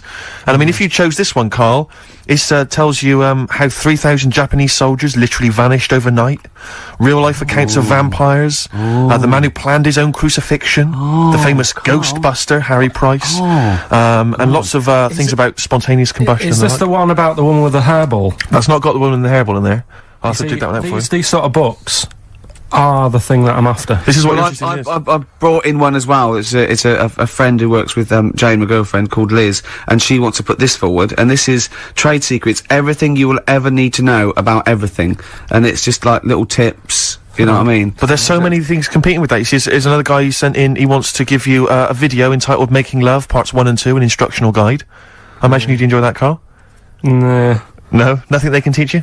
Nah. Sure. The Reader's Digest book of strange stories and amazing facts again, and other stuff here. Why cats have 9 lives, Karl? Well, hang on a minute. Why meteors are likely to destroy Earth in the next 100 years? You're wasting your time. Okay. In this trade secrets book, Yep. listen to this for a tip. Make a necklace from electrical wire, That's a good idea. but don't plug it in. What about, Doesn't say that. what about this then, Karl? Because obviously we're concerned that you didn't get your GCSEs, or you didn't get as many as you'd have hoped. There's a guy here, this is Victoria, and she's saying she's more than willing to give you all of her awards and certificates. She's got 6 GCSEs, 6 A's and 4... She's got many GCSEs, in fact, 6 A's, 4 B's, 3 A-levels, and a master's degree in philosophy. She's willing to give you those certificates. She says you will be the proud owner of qualifications. As the owner of qualifications, she has found that anything she says is invariably believed, and that she's popular and very happy. She's willing to give you those qualifications. That's pretty impressive. You can claim they're your own. You have to change your name to Victoria, but other than that, I can see no problems. And you have to put a dress on and a fez. It's nice. More like an Egyptian.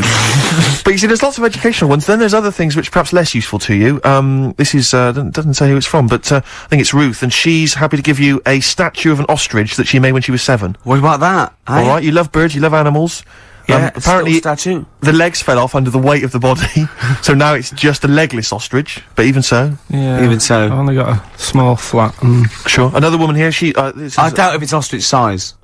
Yeah, it's just clogging up space, though, isn't it? this is Lauren. She's willing to give you some of her handmade blue tack animals. She makes animals out of blue tack. She can give you an elephant, a seahorse, a tortoise, a pig, a butterfly, a fish, snail, even a stegosaurus, or anything you choose. See, I've got my art set on. You've got the books, you're excited by the on this books. book. What about this, though? This is a Lego alarm clock with a little Lego man who's got a variety of hats. It says here, including biker's helmet and cap. 2, I think, of the village people. I don't know, Karl, if again people are picking certain things up. A clear stiletto mobile phone holder with pink fur on it, flashes pink and green. I think people know that you are not gay. listening. In this You are book, gay. listen, right? In this book, little tips and stuff. It's one here about if your dog keeps nicking a remote control. Sure. The way to get it off it, ring the doorbell. Right, so you got to get off your chair, go and ring the doorbell, so the dog goes, what's that? And it drops the remote control, goes running to the door, Yeah. you run back and pick it up. I love the idea of Karl doing that, and then the doorbell goes, and Karl drops it and goes, and it's the dog pressing the doorbell, and it sits back down, and Karl going, oh no, not again. I mean, I really do want, can't I just have this? You excited by that, are you? It's brilliant. What about this one, though, that you mentioned? This is, a book which has got all those, urban legends and stories that you've read on the internet, and it tells you whether they're real or not. This has got the one in there, I know you're very excited about the one with the woman who stuck her head in the microwave. Yeah. Eh? Right. It's not. Alright, so basically, she's saying here that whenever Ricky says, oh, it's not true, you can dispute that with your book. Yeah. What do you think then, Karl? Do you want to have a think about all these gifts? And There's then so come much back? stuff, isn't there? Should we play a record and then come back? Have you found something you like in there? You're so undecided, Karl. I really like this book. Go on, and what is it? What else you found? What tip? God, there's loads of stuff in here. Yeah. Let's just pick one at random. Don't be too tidy. Leave some areas for helpful garden animals to hide in. So when you're cleaning your garden and that, you know, it might look a bit of a mess, but think about the animals that are walking about at night in the dark and stuff. Yeah. Just little things you don't think about. Yeah, because they're pointless. Little. Yeah. Okay, then we'll just play a record. Oh, and there's we can so have a many look to at decide those on. books. Yeah. Alright, what we're playing, Steve? This is something from a little compilation that came free with a magazine called Comes With a Smile. It's a good little magazine.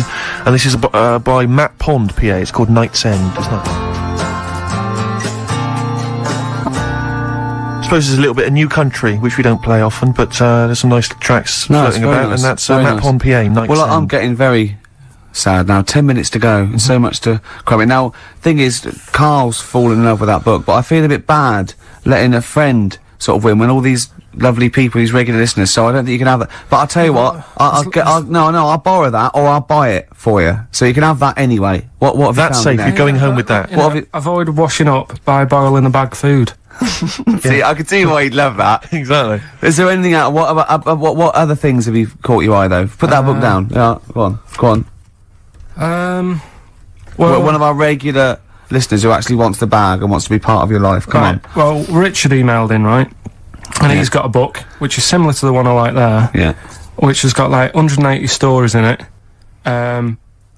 So, I mean, most of them are like true, I think. Do you know I was telling you that story about the woman who put her head in the oven to dry her hair? Yeah.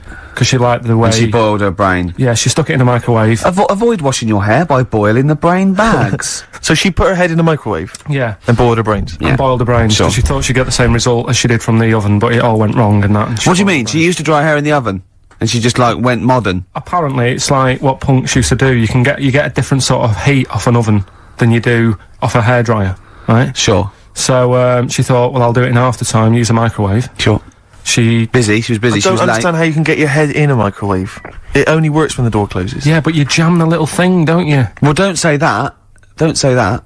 Don't tell. I don't think it's possible, but don't. Of course it is. Yeah, well, But anyway, don't. but do that. he remembers that story and said, I've got a book full of stuff like that. And, he sort of sums up a little story that's in the book about this girl who, she had long hair, right? And, she used to always mess around with it. And, she's sucking on it. Do you know, like how girls do with the long hair? They sort of mess around with it and stuff. Yeah. And she's sucking on it all the time. And she was doing this from the age of, like, 10. And then, I don't know, she's probably about 30 odd. And, she's doing this all the time. Guessing. And, she goes, oh, God, my belly's hurting today, mum. And she goes, oh, what's wrong with you? She says, I don't know. You're 30. So, so she goes to the doctors, and the doctors do an x-ray, and nothing's coming up, and it's like, I don't know what's wrong with you, you know, you're just being a bit moany about nothing. She's like, no, honestly. He's a very intolerant doctor. Yeah. She said, this is... Piss off. This is really hurting, I don't know what's up with it. So anyway, they found out some sort of system of, looking at what was going on. Yeah. And apparently... X-rays? No, it wasn't X-ray, because X-ray didn't show it up. Okay. It was something else. So, anyway, it's only gone and turned into, like, she's been sucking her hair for so many years, Sure. that little bits had come off. She's got a giant air ball in her belly. Wow. Right? Yeah. Which was, like, huge, the size of a rat or something like that, right? The size of a... It's so interesting what he chose. The size of a rat. No. Well, the funny thing is, when they eventually got it out, Yeah. the mum was like, you know, oh, God, it was terrible. And that's what she actually said. It looked like a dead rat. Oh. Right. And it was in her belly, and that's, like, what was causing all the pain. Sure. And apparently your belly acids don't kill hairs because they're so fine it can't handle it. Yes. Right. So you're going for that book, are you? That's the one I want. Who's the winner then? Who's the winner of the lovely BAFTA What's his bag? name there? Richard Scholar, is it or something? Yeah, Richard, Scular or Scowler Yeah. or something. So he's the winner. So check it out. You're going to get that book coming to you. I'll borrow this book for you. I need an email within like 5 working days to sort of. So what's your clarify. email? It's carl.pilkington@xfm.co.uk. Okay, lovely. I want an email from this guy, and I won't be sending the bag out until I receive the goods. Okay, right, good. enough. Well, we've only got a few minutes. I want to play Suede, and I want to end with the Smiths track. So let's play this. What is it? Suede, Stay Together. Lovely track.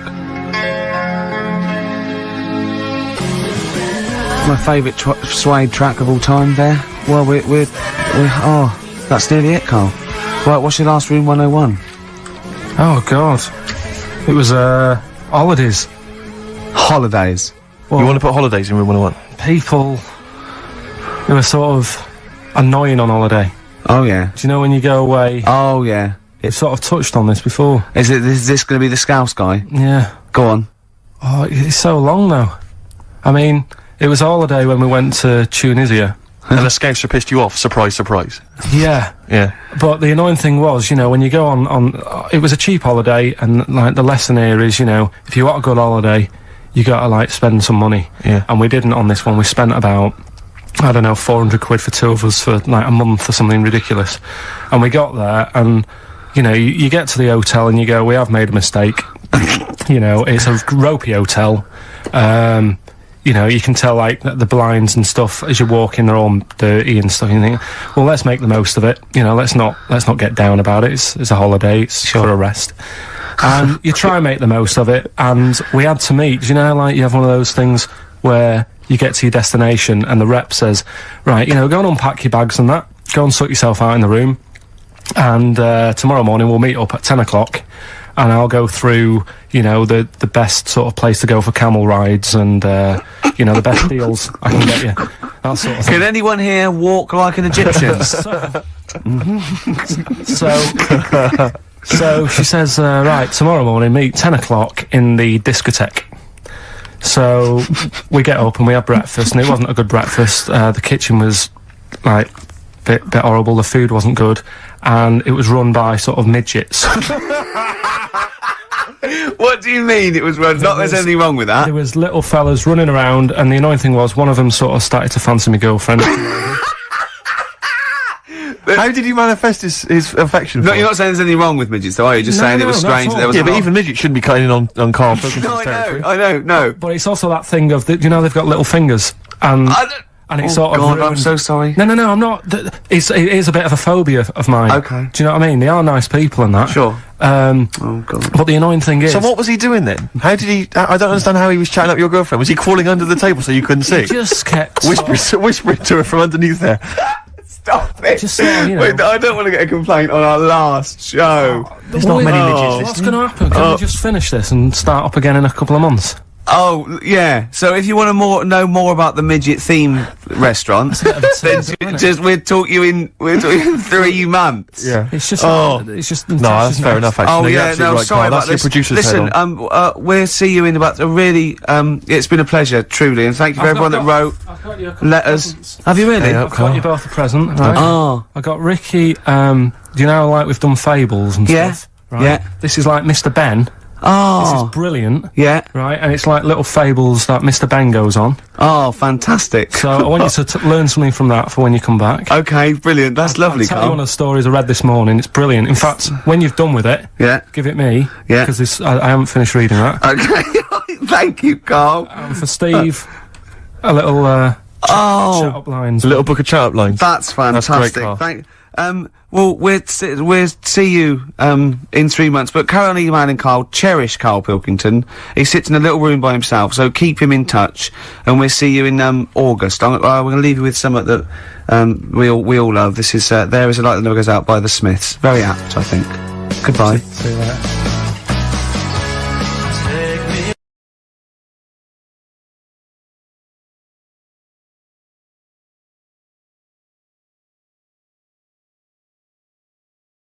So, Rockbusters. Rockbusters, first one of the year. Do you want to explain it? In case we've got some just in new case some listeners. new listeners. Like- Might have. You never know. Chance to win some stuff. I give you like a cryptic clue and some initials, and it sort of makes up a band. So an easy one that we did at the start was an exploding pet, AK, atomic kitten. Yeah. That's how it works. So there's 3 of them. It's email only. You email in ricky.gervais@xfm.co.uk, and you win all that stuff Steve was talking about. Right, first one. £42 for a torch. £42 for a torch. That's a bit pricey. That's D. Right. That's D. Yeah. Right. Just give us it. Write that down. So £42 for a torch. That's a bit pricey, isn't it? A little bit of enhancement. Yeah. Picking up his growth. Oh, Okay, God. that's So that's D. D. The second one. He'll fit some chocolate to your feet. Say that again. He'll fit some chocolate to your feet. Is that he will fit some chocolate to your feet? He'll. Yeah. He'll fit some chocolate to your feet. And the initial there is A. That's A. Yeah. And the third and final one. Do you think your kid will get that strawberry for me? Do you Right. think? Say it again. Do you think your kid will get that strawberry for me? That's WP. Right, now, I just better warn people. You really got to get into the mindset of Karl here. These are not real cryptic clues. These are not cryptic clues that you do in the Guardian or the Times crossword. There's usually something wrong with them. It is usually, what's the word? Completely change the word in order to make it fit. Yes. Often. So just be careful. Don't be surprised. Exactly. Okay. Do you want to give us them again very quickly? All right. First one, 42 quid for a torch. That's a bit pricey, isn't it? All right, that's D. Second one, he'll fit some chocolate to your feet. Can't think of any. I can't think. That's A. And do you think your kid will get that strawberry for me? WP. Right. So Ricky.gervais@xfm.co.uk. Some great prizes to be won. Yeah. Steve, if there was a record of the week, that would be a record of the week. You're a big fan, I know. That's what I'm saying. Yeah. Let's make it record of the week. Yeah, that's record of the week. Richard Ashcroft. Excellent. Science of Silence. Brilliant. No one gives us anything anyway. These pluggers, they come in.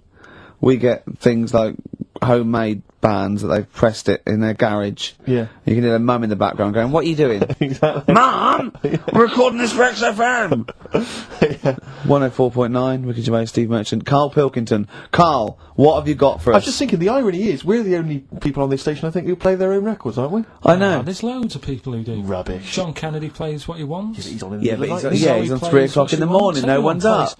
Zoe, on Drive, she plays some stuff. What do you mean, what does he play? Fatboy Whatever she Slim, wants to probably. play. Here's another remix. You know. I won't say who it's by. Christian plays some of his own. Does he? Yeah, so... Yeah, but they're probably novelty songs, aren't they, by you?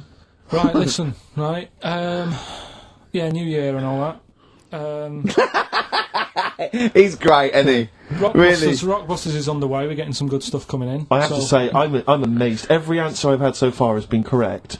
I listen to the clues, I've got no idea. And I know you, Karl, I spend time with you, Have I you know how you seen the work. XFM listeners? Well, of course they're the same as Karl. Sure. Of course they've got the same mindset. Yeah, yeah. Oh. Right. So what did you do for New Year, incidentally?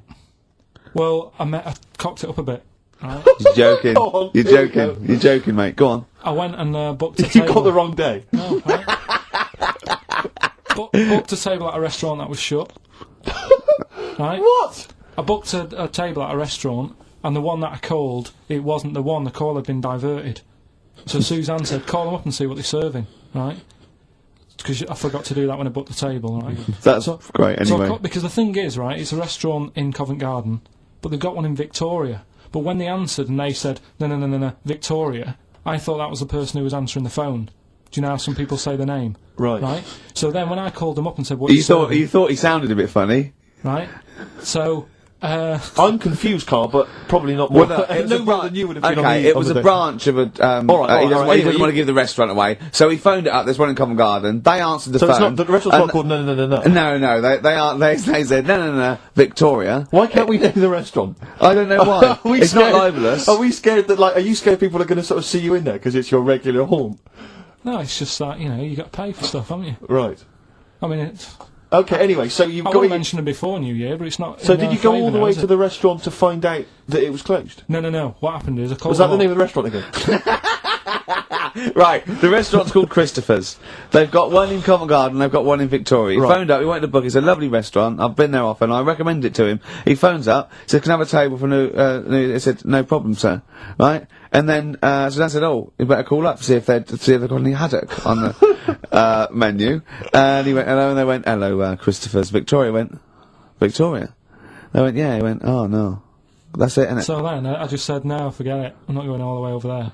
So I cancelled it, right? So then I called up Suzanne and said, look, I've made an error. The place we were going to is shut. Was she So- surprised again, or? So we're not going. So she said, oh, try some other places. And I did. They were all booked up, Yeah. right? I was fed up anyway. I hate New Year. It's always like this, isn't it? So, I said, look. You know the common factor in all these stories. You hate Christmas, you hate birthdays, It's you hate you. New Year. It is you. Right? Yeah. So I said, I'll sort something out. Yeah. So I went to Tesco. Leave it with me. Went to Tesco's, boots You went were to shut. Tesco. Got a lovely plate of condoms. Did you just stay in and play with her birthday Christmas gifts? blowing them up? Yeah. I've done some balloons. Well, it was. We did stay in. And I watched that thing that, 100 Greatest Moments, which was annoying me. Did you see, there was a nudist on it? You know how I feel about them. Yeah. Right? Did you see him? Man with two knobs. There was a man with two knobs on it, and a nudist who just wanders about the house. But it said, and when he visits people, I was thinking, who lets him visit? I go, Exactly, yeah. But he must go there with trousers on and go, hello, lovely to see you. Can I just pop all these off? Well, not really, no. And I tell you what annoyed me the most. They had a white sofa. If you were a nudist, you'd get a darker one. Right? So anyway, right. So we ended up watching that. That annoyed me. And then I was tired by about 11, and I said, "Oh, let's go to bed." And she said, "You can't." And that annoys me. The fact that because it's New Year, you got to stay up, and it's like, well, why can't we just? You should bring it forward, so in case you want To quarter to 10. Well, you stay up, and it's like my eyes were dead heavy, and I was like, oh, I want to go to sleep. So just stay up, and then it's midnight, and you go Happy New Year, then you go to bed. Yeah. Well, not everyone, Karl. Some people have a little party. So it's over with anyway. yeah. Sorry, are you 86 years old? It just gets on my nerves. Do you ever enjoy? You never seem to have any fun, Karl. This is what disappoints. This is what worries me. I feel like you're going to die. You're here, young, you know? you're here, Karl. with us two, we've got three, as I was just saying to Steve, three of the greatest comedy minds ever in one room, and Steve pointed out since the goodies. True. Do you know what I mean? Well, I mean It should be Party Central. Yeah. So anyway, right, so this is when I spent time thinking of new ideas. Right. So that's when I came up with, what did I come up with? Rituals. Yeah. This is about, it's good to have a flathead in India. And just run us past Just that again? yeah. It's good to have a flathead in India. Is that it? Well, what they do is they put wood round your head and sort of clamp it, and the flatter head you've got, apparently the more attractive in some part of India, can't remember. So that's like that's a ritual. So I don't know where to start with this. No. Well, leave it. We'll be doing that. Well, we've done it. That's So that was for the this first week. one, was it? That's that for this week! Right. We've also got do we need them, which we carried on from last year, Okay, which we'll is look forward finding to out, what animals we need in the world, which ones we can get rid of. I'm talking to experts and that, finding that out. We're doing Rockbusters. That's underway. We're getting emails in. And what do you think of that then? What do you think of that then, of course? I love this, that he treats this show like it's a checklist for what he's got to pack for holiday. Yeah, Do you know what I mean? He just goes, sun cream, yeah. It's sort of like, it's done. Look at his face. No, but I try and come up with stuff that people will remember and go, that's interesting. I'll tell my mates that in the pub. Another one I'm thinking of doing, do you know the film Around the World in 80 Days? Ooh. Around the World in 80 Gervais. And what I do, I give you like little things, like little bits of information about countries, so that if you go, you'd go like, oh, I don't want to go there. That's a terrible thing to say, and I apologise. I can't think of the PC word for it. But I think Karl is slightly retarded. Yes. I was just thinking the same, yeah. Yeah. Is there something we can do about that? It's, Just play a record. Just keep the. could we get ourselves registered as a charity? I think so. One again. On XFM 104.9. I was just looking to see if that's a new single. It looks like it probably is, Rick, if that's of interest to you. It's a new one. Yeah. There we are. So, well, first of our regular features with Karl, we've got Rockbusters. That's rolling. There's people coming in. They're getting them right. I don't understand it Well, myself. as ever, Rick, you'll be amazed and confounded. So I don't know the answer, and I haven't looked at the answers. I just like that moment. It's like when you go down Christmas and you're excited about a present, and it's like some condoms. You know what I mean? Well, I love that. Yeah, that moment. Yeah. I don't know how he's going to top that next year. I don't know how he's going to top that. All I can think of is some corn plasters. Right. It's all right, love. The batteries are included. Got you a pumice stone. Right, now, do we need them? Do we need them?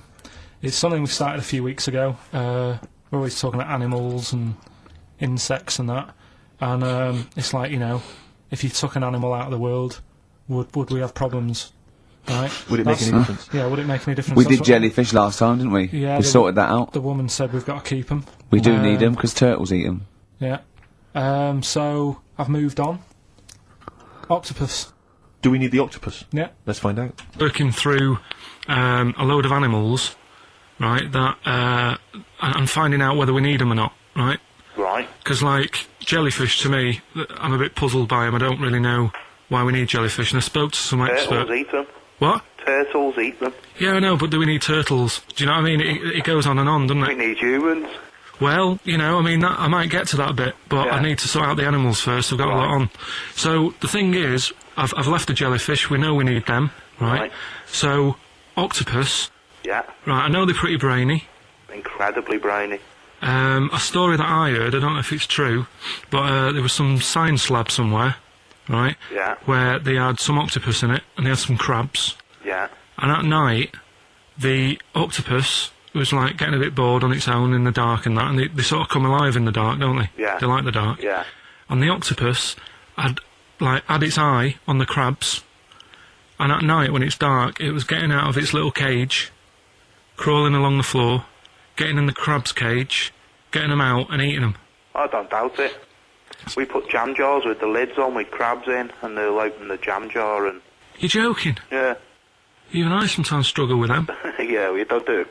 you don't do it really, really tight, but... Oh, right, so they're not that clever then? Well, they would, if they were strong enough, they'd open it, but they're just not that strong. Oh, that's mad. Right, I also know that if they get hungry, they eat their own legs. Yeah. Yeah? Yeah. They're deaf. Well, I don't know. Yeah. I don't really know. Yeah, I they know are. they don't live very long. They can squash themselves into small jugs. Oh yeah, they can go in a demi-john through the narrow neck and that. Why do they need to do that? Because they're the sort of crevices and holes that they're hunting for crabs and things through. So, would they be better if they were smaller? Do you know what I mean? I don't know. I really don't know. Yeah. But octopus then, if Noah said to you, you know, we're having a clear out, Yeah. we've got too many animals to look after and that in the sea, taking up too much room, Right. do we need them? I think there's other less useful things in the sea than octopus. Limpets, they could go. Limpets? Yeah, they just sit on a rock and do nothing for 50 years. But they're not getting in the way then, how big are they? Oh, not very big. Yeah, you see, I might come round to them, but I never think, oh, you know, I'm sick of seeing these limpets. Whereas octopus, you know, crawling about, opening jam jars and that. You'd never see them though, they're really rare. Well, We get 2 or 3 caught a year, it's quite amazing. do we need them? Yeah, Yeah? yeah. Well, we'll just have to keep them then. Yeah, because all systems of logic break down. I know. Everything they've ever Even the learned. scientist was going, well, get rid of limpets. Yeah. That And is who was brilliant. that guy? I think his name was Chris, And where was he from? in a place called Megavisi, where I went one year. Megavisi. And he's a scientist, is he? I think he's got a fish shop or something like that. He's got a fish shop. No, he doesn't. Well, really- like an aquarium type place. Oh, right. So, A fish shop. It wouldn't fish and chip shop. It wouldn't put it past him that he, a winkle store. He's got a winkle store at Poole Harbour. Yeah, that's an expert. Oh dear. but, what have you learnt from that then? Well, that we don't know whether they're deaf or not because the scientist, the bloke in the chip shop, they couldn't are. confirm it. They eat their own legs. Think of That's that. a bit weird. Isn't it? They eat their weird. own legs. Eat their own legs if they get hungry. Right. And they grow back, don't they? I think so. Yeah. If you eat one, it'll grow back. Yeah. And yeah, you can put them in little jars and that. If you wanted to. Yeah. It's just a bit weird, isn't it? It's like no, but do you know, like, you know, people have a go about being cruel to animals and that. But what he was saying there is, right, what they've watched an octopus do, they've got hold of a crab, right? So that'll be being stressed out because it's out of the water. Yeah. They've then stressed it out even more by putting it in a jar, Right. which he didn't like. And then an octopus is crawling about on the jar, Yeah. and the crab knows that the octopus wants to eat it, right? Yeah. So then it's having more frets Yeah. because of that, and then they let the octopus eat it. Yeah. I think that's pretty. Do we need crabs? Do them next week. Yeah. Well, I want to sort out snails first. Right. What's your pitch with snails? What do you know about snails? I know that bats eat them. They can sleep for 13 years. Right. Can you believe that? He said to me, snails can sleep for 13 years. And I went, right. He went, oh, thing is though, if it was a scientist, and he was, you know, he was looking at it, and he put it in a quiet place, it might well doze off. He said it wouldn't be the same if it lived on the streets. And then we went on to a whole thing about homeless. He wants to do a game show with celebrities being homeless for a week. What do you think? Actually, I've got to say, that's not bad at all. It's not bad, is it? No. Right, do you know how, like, Lenny Henry went to the jungle, Yeah. right? And you've got who else did it? John Joanna Lumley on Lumley his own. made slippers out of a bra, right? So I'm thinking, like, get a celebrity and say to him, no, just because. I'll tell you why, right? I'll tell you why all this came about. When I was walking back from that Christmas meal that I bought my girlfriend for 150 quid, Lest we forget. right? I was walking down Mortimer Street and there was an homeless fella there, and it was like, oh, you know, it's really, really bad. But the weird thing is, it was about, I don't know, probably about 8 o'clock. Yeah. No, about 9, Right. and he was asleep. And I just thought, do homeless people ever think, you know, I think I'll have an early one tonight? Right, that's what got me thinking. It's a bit weird, the whole lifestyle of it, the Yeah. fact that he had an early one. So, what if it's a bit weird that he's sleeping not in a home, but on the street? No, it's just that if interesting. I was Interesting. homeless, I'd probably stay up quite late because it's not nice. Do you know what I mean? What are you talking about? just being homeless isn't a good thing, is it? No. People forget how bad it is. Yeah. Right. But surely sleeping gets you out of reality. They sleep because they're tired. They can't sleep very well, so they need all the sleep they can get. Yeah, but sleeping's nice if you've got a nice big bed. What, you think they can go, I'll stay up, I'll go to bed at 2, I'll go straight to sleep, and I'll pop up at 8 when the alarm clock goes off? Well, that's just what I was thinking, right? So I was thinking how bad it is, and it's, you know, especially this time of the year, you know. Yeah, it's terrible. It's the really worst thing. And to sort of give it some publicity and get a bit of help behind it, get celebrities, someone like Phil Mitchell, maybe, Yeah. off EastEnders, Yeah. who's a big fella, he can look after himself, put him in a shop doorway, have some cameras set far away in a building or something, Yeah. they can film him, Right. and it's up to him how he raises money for food to eat. He could sign autographs. Well, they wouldn't know him though, would they? Because you never look Who at a could you homeless get? You person. get, what's her name? Gail You know Porter, Yeah. Gabby Roslin, Right, yeah. Narinda from Big Brother. Yeah. Who else would do it? I got a game show Les idea Dennis, called, I reckon, I do got it. a game show idea called On the Game. And what happens is Ricky Gervais, Steve Merchant, Carl Pilkington. Go on, Carl. What's next? Are you going to do your thinking of- war feature? What is it called? What do you think of that then? You do that now? It annoys me a bit, right? Because we said before Christmas that we'd come back with new stuff. Yeah. Gave you a title to work on, that Ridiculous. Right. You came in today, I said, have you sorted it out? You say no. Steve, you're having a go at me for wanting to get music out of the library for you. Yeah. You haven't got any new ideas, Sure. but you're dissing mine. I'm not dissing yours. Well, I'm not a massive getting fan of them. Good vibe off you. Oh, I think that's very harsh. I just asked you when were we going to have war. Do you think of that? I'm a big fan. I'm excited. Well, it's not that good, to be honest with you. Well, I disagree. It sounds brilliant. Right, well, it's a bit of a tweak of educating Ricky. Right. Just some information on wars. Yeah. Okay. World War II. World War Two. All right. The world champion chess player. He helped someone out in the war. It's the detail I like. No, he You know, it's nearly a history programme, isn't it? he I was helped- watching those repeats of The World at War. Yeah. That were on in the mornings. You know, incredibly Did detailed, you but lot- they've got nothing on Karl. Did you write a lot of that David Sharma series? he was able to use his skills that he has to play chess, because apparently chess is all about probabilities of like where a piece will be put. Right. Mm. And they got him in, and they said, "Can you help us out?" He said, "Yeah." And he said, "Right, where should we like?" fly?" Hitler has just moved his queen. So that's Yeah. that's a He fact. sent in a bishop that ran diagonally Yeah, through the troops, knocking them over. Sorry, wait a minute, Karl. So they got a chess Sorry, player. that's it. Well, yeah. It's just like, oh, what do you think of that? Again, that's not a story. But it angers me that he says that I'm down on the ideas when I mean, that's beginning to shape up as quite interesting. I thought you were going to tell me which battle or which event World War was II. you. World War II. There's not a battle. But which bit of your World War Two? Like the middle bit. It's 6 years worth. Yeah, well, probably about a bit in. Guessing. I thought, let's... Guessing. Well, alright, yeah, there is a bit of guesswork, but it doesn't matter. But that could have been an interesting thing if you told me it had an impact Well, on the when you Normandy look landings. at these things, do you go, bloke wants help chest, oh, I'll use that, and run away from the computer? No, or I run read out of it. the bookshop? I read the first line where I get enough information, I just think... What do you mean you read the first line where you get enough information? Imagine if you were someone's defence lawyer, and he was like, he's on death row, and Yeah. went, I don't think he did it. Yeah. I read the first line, I didn't read the file It's He completely. was in a hotel in Texas. Right, go on. It's enough. Oh, some other It's stuff. enough, He it's definitely enough, didn't kill it. it's enough, it's enough. And Yeah, I that's just thought they always take ages on deciding where to go. It's just like, but there's a better way. I don't know what you're saying now, I don't know what you're talking about. Well, it takes- Actually when- don't know when what you're talking people about. play chess, they take ages to make the move. So I'm just thinking, there's probably a quicker way Of what? than finding where a boat is, than getting a chess player in.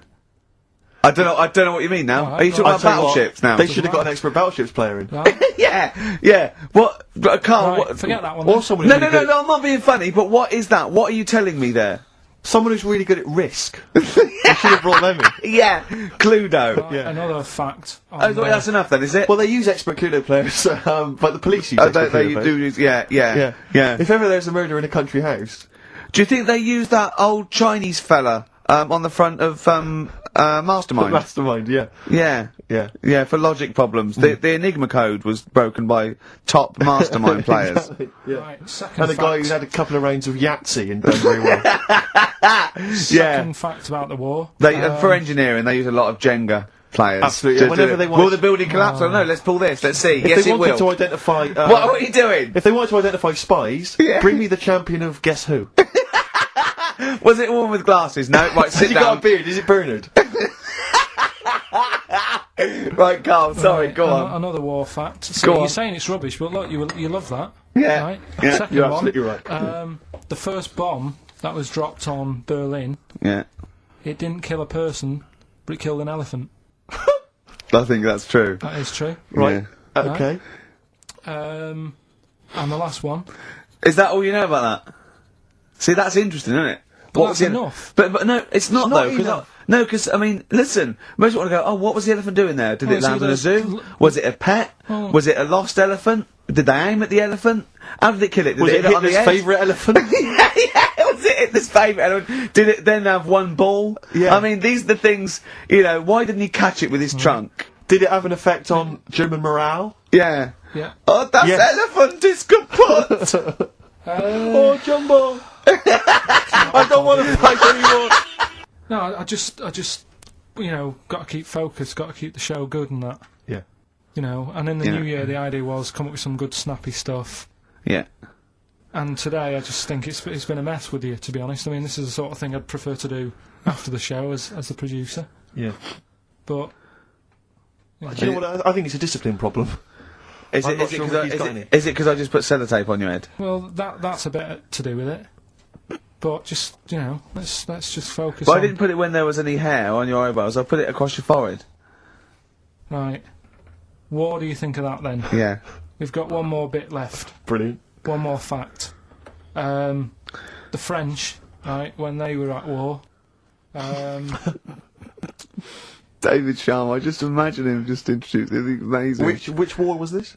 it was still the World War. One or World two. War- You World go War on. It's 50-50. Go on. yeah. II. Right, World War Two. What the French did. Everyone needs a code. Everyone needs a code. Yep. A code when you're in the army. This is and a Disney song. that, right? And to sort of give the go ahead if you want to go into battle and stuff. Okay. Right. So. Needs a code. But the weird thing Game is, show. right? The weird thing Everyone. is, do you know what theirs was? Go on. Do you? Yeah, I know what it is. It's So a what bit was weird. the French code? For what? To sort of say, right, yeah, go on But they had more than one. on this day. But I don't know what day it is. On All this right. day. Oh, what, it's like saying, what am I thinking of? What was the battle? What was the... Okay, so alright, what... Look at him, look, he's genuinely confused that I've asked this question. Right. It was No! If you ask me a question, ask me the question correctly. What was the code for battle during what battle? World War Two. No, that's not a battle. That's a war. Yeah, it was in a war. Yeah.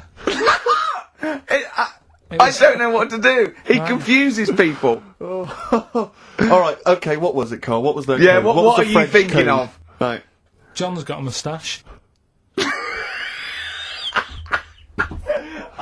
What are you talking My about? lungs are gonna burst. That was a code that the French used. I just think it's a bit daft, right? Because you could come up with that by mistake. yeah. Two French blokes talking in the trenches, and they see a major walk past, and they go, "Oh, look, John's got a moustache," and they all go and go, "No, I was just talking. What are you talking about?" Well, the way I don't think that's a good code. I'm not. I don't believe it is the code. No, it is seriously. And what? And It's would just it, that would it no have one's been, talked would it have about been it. said in French? Yeah. Okay. Yeah. But the weird, Guessing. Yeah. No, but What? you see, I can't even be bothered What are you saying, Carl? because it's not a very good code. Do you know, like we've talked in the past about things you don't see, and I said an old man eating a Twix. Yeah. If they use that's safe because no one is ever going to see a man having an old man having a Twix. What do you mean? Well, use that as a code. Don't use a saying, John's got a moustache, that could crop up. And it's like the war's kicked off. How'd that happen? Well, I said John had a moustache. Oh. Two French blokes would never be saying John's got a moustache. Why would they? Because back then they were fashionable. He nearly makes sense, doesn't he? I assume it would have been Jean. Yeah. No, probably John. And how would this code have been? I mean, who would have announced I this just to read everyone? it. I read it like that, Steve. That's what was on the internet. This is a code that was used. John's got a Don't be moustache. angry with me. I know, but you're always asking questions. That's because I'm interested in history. Yeah. No, you're genuinely interesting bloke, Karl. We'd like to know. I'd like to film you secretly. You know, like they do, like Nature Watch, when they put it in like a, you know what I mean, a Badgers sort of thing, Warren, right? yeah. And they just watch it. I'd like to see what you do, pop around and go, I wish I could download the music in your head. Because it'd be, wah, wah, wah, wah, wah, wah, wah, wah, wah, wah, wah, and you see something weird, you go, wah, wah, wah, wah, wah. And then you read that and you go, wah, and you write it down, and that's what comes out. John's got a moustache. I'd like to see next Christmas. Imagine the French, right, for their battle cry, for their battle code to know it's going ahead, they're going over the top, is you never see an old bloke eating a Twix. Imagine that. Yeah, but all these things are things that I think in my head. Keep them in there. Do you know, like Please. before when I was talking about going out on, you know, Christmas Day, Yeah. having a meal on the way back, seeing a homeless person. Yeah. And then I think, God, that wouldn't be good. I don't know, TV show. Right? You can think of things like that. When I saw the homeless fella, then I got talking to Suzanne about when I had to sleep in my car. What do you mean? Go on. Let's play a record and come back to any sleeping in the God, car. I can't Shall I wait. play a song for the lovers? I was watching last night, Karl, on cable TV, 1987's amazing Sign of the Times Prince in concert film. It was dynamite. I thought to myself, how brilliant he is. It reminded me of the gig I went to see last year. He played this tune. It's from the album Parade. Okay, I don't want to discuss whether or not Prince is acceptable on XFM or whether he's a genius. He is a genius. That's the end. That's the end of the discussion. Play the tune. He's dynamite. It's a song for the ladies. I remember, I'm going to tell you, I was on the way here. You know, do you remember John? He's got a moustache now. I can't believe it. Lads, no! Doesn't always have to get up and have a rock about. He can just sit there at the You piano. can't argue with that. Bash out a After tune. the break, Steve, a brand new feature I've just done. That's ridiculous. That's ridiculous. You see, you say Ricky Gervais doesn't put any work into the show. He's just done that I'm during going that to tell song. Karl some amazing facts from the world of science, nature, politics. 4 are real. 1 is absolutely ridiculous. Sitting. Little interesting fact for the nerds. We got it down to 2 songs to do this intro music to The Office. It was that one and Handbags and Glad Rags. We went for Handbags and Glad Rags. Interesting, isn't it? It is a fascinating fact, except Yeah. of course I still feel we should use that one, except we couldn't, because Cat Stevens' People wouldn't let us. Or it was too expensive or something. I don't know. We re-recorded Stuart one. That was too expensive. I still prefer that one, I think. Yeah. Difficult. Difficult. Decisions, Rick, Anyway, decisions. that's ridiculous. Right. 5 facts. Right. 1 is totally made up. All right. Just do 3. 3. And Oh then well, one. there's okay. Right. Oh, let's see. What shall I do then? There This are more was moves. carefully planned. There are more moves possible in a game of chess than there are particles in the universe. You can't get any colder than liquid nitrogen. I think it's -273. You can't. It's impossible to get colder than that. The honey badger has got skin so loose that if you grabbed it by the neck, it could come away from its skin, turn round, and bite you out of its anus. That's ridiculous. Right, Rockbusters then. Wrapping it up. It needs some work, that game, but I see it's got a lot of mileage. Right, here we go then. The first one, £42 for a torch. That's a bit pricey. Go on. That was D. Yeah. That was Daylight. Wait, I thought delight, and I thought it doesn't work. second one. I also thought delight doesn't work. Second one. There's no, wait, dear light, it doesn't work, it's delight. Second one was. No, Karl, it doesn't work. Yeah, but if we're going to continue with this feature, you've got to tweak them a bit, right? People have got it. We've had loads of emails, more than ever. So, do you know what I mean? Let them decide. If they don't like it, they won't email in, but they're loving it. They've Right? all come from the same institution. Right, go on. He'll fit some chocolate to your feet. That was A. That was Aerosmith. Right? Aerosmith. You've Yeah. heard of a blacksmith? But a smith is just a workman. It doesn't necessarily. No, you can have anything. You can have a do locksmith. you- A smith doesn't just mean it does shoes. Right, do you think... Aero cobbler would have worked. Unfortunately, there isn't a band called Aero Cobbler. Get ready with a winner. Do you think your kid will get that strawberry for me? That's Wilson Pickett. Wilson Pickett. I'll give you that. I have to say that I don't know if these guys have won in the past, but they were the first people to email in. I mean, normally I just give it to anyone, but these guys, literally, you've given the clues, Carl. I'm amazed. Everyone seemed to get Aerosmith. Everyone got D-Light. Everyone got Wilson Pickett. I'm absolutely stunned. You know, they deserve it. They deserve the junk. Prizes. Right. So we'll give it to Jonathan and Louise, who, as I say, may have won in the past, but as I say, they were very, very quick. You've got to beat them if you want to win. And they're from Wrexham. Brilliant. So good luck to them. So I that's hope that they then. enjoy Jerry's yoga diet. Back next week then. Yeah. See you later. See ya. 8 pints. Go on. Songs of phrase. Songs of phrase, nicely done. Right, we'll get this going. How do you feel, Carl? Yeah, Again, all disappointment. right. Disappointment probably to your family and friends. Well, I don't think they'll be that gutted, to be honest. Right, songs of phrase. Well, Carl, why don't we play and we'll come back with songs of phrase, because it's a big tease. People love that. Yeah. You know, it's one of the hot new We've got quizzes. one more thing for you to eat. No, I'm not doing any more of that, seriously. Play a song? Right, songs of phrase next. Right. Feed XFM 104.9. I bet that is a record. Eating grapes whilst DJing. Possibly. I'm assuming if there's any listeners out there that have a record-breaking attempt they'd like to see Carl undertake in future weeks, they should email in. I think Jono's got that one. Right, what have we got then? That's that. Right. That's the silliest side now. Let's get on with the proper show. Right, songs of phrase. Yeah, let's we do that? On to the classy stuff. Yeah. Do you want to do the prizes first? Right, now then, where are they? Here they are. I haven't seen these, but I'm excited as ever. Alright, we have a t-shirt there, arbitrary t-shirt that you have probably stolen off of someone. What does it say? Is it the Red Hot Chili Peppers? So if you found that, that's not too bad. It's a big t-shirt there. On DVD, this should you be giving this away? This looks like it's the film Don't Say a Word. Yeah. And it's it doesn't have all the proper packaging. It's literally the disc, the DVD disc, just loose. So enjoy that. The current album from Oasis. Heathen Chemistry, DVD, on DVD, The Life of Mammals, the complete series, the David Attenborough recent DVD, that. Walking with Cavemen, which I think is a DVD, it's currently on TV, isn't it? And, Well, there you go. And Not also bad. the X-List, which is a good new compilation, double CD compilation from XFM with loads of stuff on there, including Nerd, Snoop Doggy Dogg, Athlete, all sorts. Go on then, Carl. So not bad, actually. Simple Nice stuff. one. Well done. Right, so, yeah, it's a phrase that's been said at some point, or said a lot on the show. We've had, like, Hairy Chinese Kid. We went back to, my mum had wind for 5 minutes and that. Today we're looking at, my neighbour had a horse in a house, right? Yep. If you remember, we were talking about that probably about a year and a half ago now. Yeah. Yeah, of course, Right. people. Of course, people remember. They've been talking about it ever since, Carl. I imagine. Yeah. Well, so, it's famous. It's a world famous phrase. My neighbour had a horse in her house.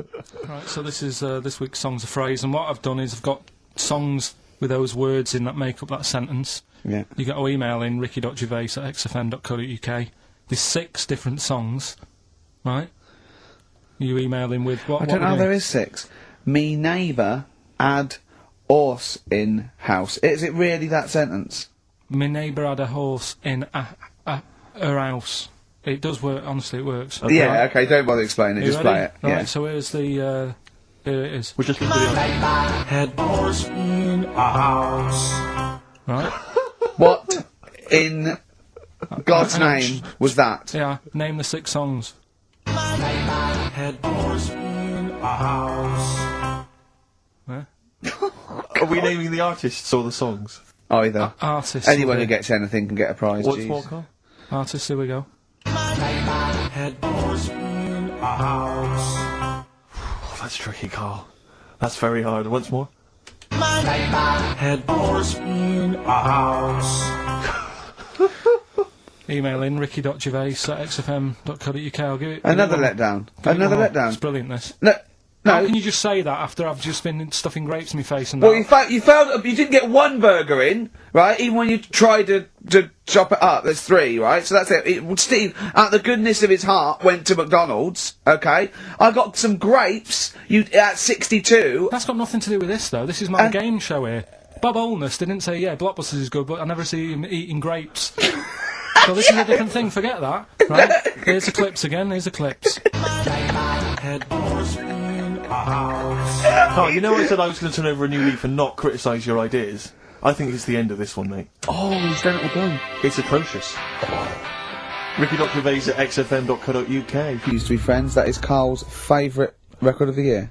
Yeah, new He music, better new music. he gets one play a year, and he chose that. That's what he chose. It's all right, but I mean, that favourite track, innit? He played that. That was Karl's choice. Just something new. On XFM 104.9. Don't worry, we've got some really good stuff coming up later with me and Steve. If you're from the 70s, you might like it. You see that he's getting too cocky, isn't he? Arrogant. It's sort of like he's. I mean, we've tried giving him something in his life. He's got, you know what I mean? He comes in and tells us this sob story of just like a trail of failures, and we said, Karl, come under our wing, right? He just started picking up on him. A few other people's like, and then he does that. He fails at the burgers, he fails at the grapes. He will not trust us with, you know, what we want to do. I don't know what more we can do. It's like I've saved a mouse from a cat's jaws, and it turned around and bit me. Yeah. That is a brilliant analogy. It's a bit like we were trying to give you something that you could care about, that you could be passionate about, that would somehow give a meaning to your life. You would be in the Guinness Book of Records alongside. I mean, Bubble. Bubble failed. Do you want to be Bubble? Do you want to be Bubble? Or do you want to be the bloke with the milk bottle on his head? Exactly. Who's in there? The guy who made the watches. Yes! Now, I've got an idea, Karl, because you're getting all stressed out. I don't know what it is. You're getting funny. I don't know what it is. I don't know what. Because you're annoying me. Wow, you It say started that. midweek. I don't think I annoy anyone else, so it's just you on that. So, I thought maybe we could all three of us go away to a little health farm for a weekend. Just get a triple room Right, and just. that isn't happening. Why? You've just reminded me, because you've been annoying me. Steve started getting on your case, you know, sort of ganging up on me. I'll tell you now, Steve, I just forgot. Remember a couple of weeks ago, you said to me that my pub quiz team is rubbish. Yeah. Right, well, it doesn't matter anymore, because you're not part of it this time. That's bad. That's bad, because it's interesting you say that, Karl. Karl, you say that because I tell you this, I found someone, mate, who could be filling that tricky fifth member. I wanted to test him out this week, mate. On your team. Test that on your team. Because Karl. I'll tell you what this is like. I don't know if you're familiar with Paul Ince, who used to play with Man United, right? But everyone used to say he's the governor, right? Even the players used to call him the governor, right? And Alex Ferguson at Man United was like, I'm not having this. Yeah. I'm in charge here. And he got rid of him. And that's what's happened. You were moaning the other week, saying your team's rubbish, you don't know what you're doing. Yeah. Well, let's see how you do on your own, right? Ooh, he's turned, isn't he? I'll be honest, Karl. I'd like to be on your team. Well, sorry, Paul Ince. You'll have to go and join Middlesbrough, or wherever it is it's gone to. Karl, what can I do to get back on your team? It's not happening. I've already filled your boots. Don't let him have the upper hand, Steve. No, wait a minute. I'll tell you what always annoys me, though. Ricky spends most of the show slagging you off, right, having a go at you, annoying you in the week, squeezing your head, making you eat burgers, right? But you always take out on me. I'm the one who always gets the insults. I'm the one who's now relegated from your team. Why? When? You see, this is the thing. You're just as bad as him, really, because you're siding against me because you know that I'm willing to take it. The truth of it is this: you know that Ricky Gervais is keeping you in burgers and grapes, metaphorically speaking. He's the one that's got you in Heat magazine. I just spat all over your new Guinness Book of Records. You see? Get me a tissue. He's just squirted tea, laughing all over your Guinness Book of Records. You made me laugh. I'm going to get the flak for that. No, it's because you made me laugh when I was drinking, because you went, it's like that, and it made me laugh, and I spat all over. I just think it upsets me that you never pick on Ricky. You never ever go at him because you know he's the one who's raised your profile and made you a little bit of a celebrity. We've missed one here. Using his teeth, Raman Andiapan, right, husked a coconut. He did what? He husked a coconut. He's the fastest coconut husker in the world. What does that mean? I don't know, he pulls husks. What's Look that? at his little face, look. What's a coconut husking? He pulls the husks up and look at Karl, just with his head down. Karl, come on. What's the matter? Because that cost me 20 quid. I know, well, I'll see you you've alright. got tea all over the world's smallest man. Why have they stood him next to the world's biggest man? Right, I'm in a bad mood now. Oh, dear. I'm So, not you haven't happy. got a team? Steve, I'll sort you out. Come to me. I'll sort you out. Seriously, Don't worry. mate, I We'll found win. someone who would help you win this week, Karl. And No, I was going to Steve. tell you about it, and now... Steve, you can be on my team this week. And I know something about the quiz that Karl doesn't know. So... I'll tell you, I just think that it's so ungrateful. So Whatever. ungrateful. Right, songs of phrase, just give it a couple more plays. Just Yeah. email in, we'll pick a winner soon. ricky.gervais@xfm.co.uk. Well, this is rubbish this week. No one knows it because it's rubbish. Steve was right. Head was in a house. There's 6 songs there, so if you know what they are, just That's the end of that, I think. That's the end of Songs of Phrase. email in. I think. We've got none left. No. That's the last week for that. That is Okay, well, rubbish. why don't you give us some monkey news? Is it monkey Yeah. news time? Come on, Monkey News. We'll play a song and we'll... No, have it on. do let's play Monkey a song, News. let's play a song. Oh, it's a great track. Cheer up, Carl. Is it new? Is this Waiting new? for an Alibi with Thin Lizzy. Oh, what year Doesn't was have to be it out? new. It's brilliant. What year was it out? Oh, Einstein wasn't new when he came up with the greatest theory ever. Thin Lizzy on XFM 104.9. Right, okay, this is, of all the trauma in the world, I thought we'd come on to a little bit, and he's just brought it right down, little mank twat, whinges. No, but I mean, do you know what I mean? He's had a go at you, he's thrown you off his team. I'm devastated by that. That was the one thing I was looking forward to this week. To be fair, you were looking forward to telling him you were taking over the team, so it's sort of poetic justice. It has blown up in your face, to be fair. True, I was trying to squeeze him out of his own company. Yeah, you were going to try and get him out of his team. Yeah, well, it was a hostile takeover, and they clubbed together. To be honest with you, there's normally 3 regulars on his team. I got 2 of them on my side, one of which was his girlfriend. So I only had to work on him to try and get him to resign, no. and we'd have been away. Still, you know, we should give the prizes away. Yeah, to well, Carl. this has been dreadful. This thing. We started off well with him trying to force burgers in his mouth, and then he's come up with this tat. I mean, this is the end of this because it's. I mean, it was shoddy to start with. Now let it do a couple. Well, this is not only. I'm just saying, this is what I was saying in the pub yesterday when you try to be sick on my leg. I was saying, come up with new ideas if you don't like them, but you diss them on air. Well, it's just disappointing, isn't it? And Right. What's that? I was disappointed when I was choking before. We were disappointed as well. Yeah, you didn't try. You didn't try with the grapes. You were just like Right. chewing on that. You meant to just throw them in and swallow them. Songs of Phrase, it was 6 songs. It Yeah, sounded like this. boring. Headboards in a house. Right, what are they? Just give you 6 answers. songs there. We had Lionel Richie, My Destiny, for My. Tricky. Neighbour. Oh, that's XFM. My Neighbour was Space. Space, Yeah. Neighbourhood. Had Harry Connick Jr. Had to Be You. Yeah. Right. Had the Neighbour had a horse. Horse from America. America, yeah. Had a horse. In a hat. In was Lisa Stansfield with Pathetic. In All the Right Places. Oh, pathetic. Did anyone get that? Did anyone get that? And No a one house got No one from got that. Animals. So that was pointless. All right. Well, Well, that's the most anyone got was 3, Yeah. and we're going to give it to Deborah, and that's Yeah. possibly Deborah and Kate. They Right. got at least 3 of those. So well done, Okay, Deb. well done. Yeah, there's prizes on the way. That's the end of that. So that's the no cheapest chimps, none of that anymore. What have you got left? You got the film to do? Let's see what you've done with the film. Hang on, I'd love to have some monkey news though. Go on then. Got any monkey news? Yeah, got some monkey news. Come on then. No, Rick, come on, cheer up. Well, it's just sort of like he moans that he's got too much time on his hands, and he comes up with that Okay, shite. monkey news. The jingle, please. Ooh, chimpanzee that monkey news. There's been quite a lot of stuff going on. There was a few bits in that Guinness Book of Records book that cost me 20 quid. Yeah, well, that's not news, is it? They printed that probably last September. No, so that's there's one in there. new music, new monkey news from last September. You're a lord. Come on. Waster. Please, Ricky, monkey news. Right, there was this monkey in a zoo in Brazil, Right. right? And this little man monkey, little woman monkey, and You're a scientist, aren't you? Go on. and they said the people in charge were like, "Oh, wouldn't it be good if they had kids?" Brilliant. Right.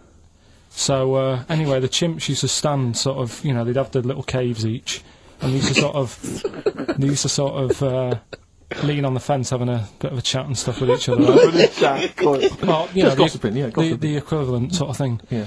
So anyway, they were getting on a storm, and like the zookeepers were like, Can you hear that cheapest chimps this week? I thought it was fascinating.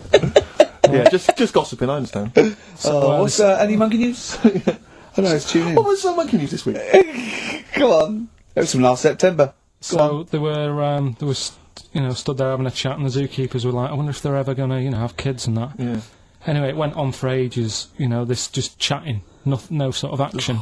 Blimey. So what the zookeepers did was, they said, I know they'll have kids. Are we letting that go? They were just chatting. Are we just letting that go? We're letting it You know go. what I mean? Just doing whatever monkeys do. Okay. Right? So the zookeepers were like, yeah, I wonder when they're gonna, have some kids. Yeah. Anyway, what they decided to do, to egg them on, Yeah. bought one of them a suit, one a wedding dress, Right. Keep going! No, I'm not having it. Shut up, Gervais. Fade him down if he's going to interrupt. I want to hear the rest of this. They got married.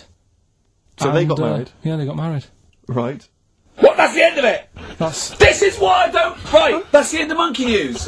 That's the end of Monkey News. Don't do that again. You've got no features left. Why don't you like that? It's not a story! It's about two chimps chatting, which doesn't happen. The zookeeper's going, I wonder if they're going to ever have kids. Egg them on. They got married. That's the end of the story. What are you talking about? Hang on, just calm down. Let me just check that you didn't make a mistake there and didn't lose out. What do you mean you didn't make a mistake? Wait a minute, he may have just left out a fundamental piece of information. What, the story? That would have made it into a story. Right. Let me just check the facts. So they bought them wedding outfits. They were married. Did they propose to each other, or were they just forcibly Don't married? encourage him. Just forced onto And it. then what was the outcome? Once they got married, what happened? They fell in love? Yeah. What? Whoa. It's not a marriage, Karl. Be quiet. It's not a real marriage. I don't know what you've got in your head. It's like the head of Homer Simpson. I'd go in there and there'd be a wedding reception and there'd be a couple of fights and they'd be talking about stuff. They got married. They fell in love. Did they have children? They're not back off the honeymoon yet. So, play it. Which film are you in this week? Looking at Silence of the Lambs. Right, play it. Just play it. Have we got a question? Well, come No, on who with a question cares? after. Who cares? Should Karl carry on? Play it.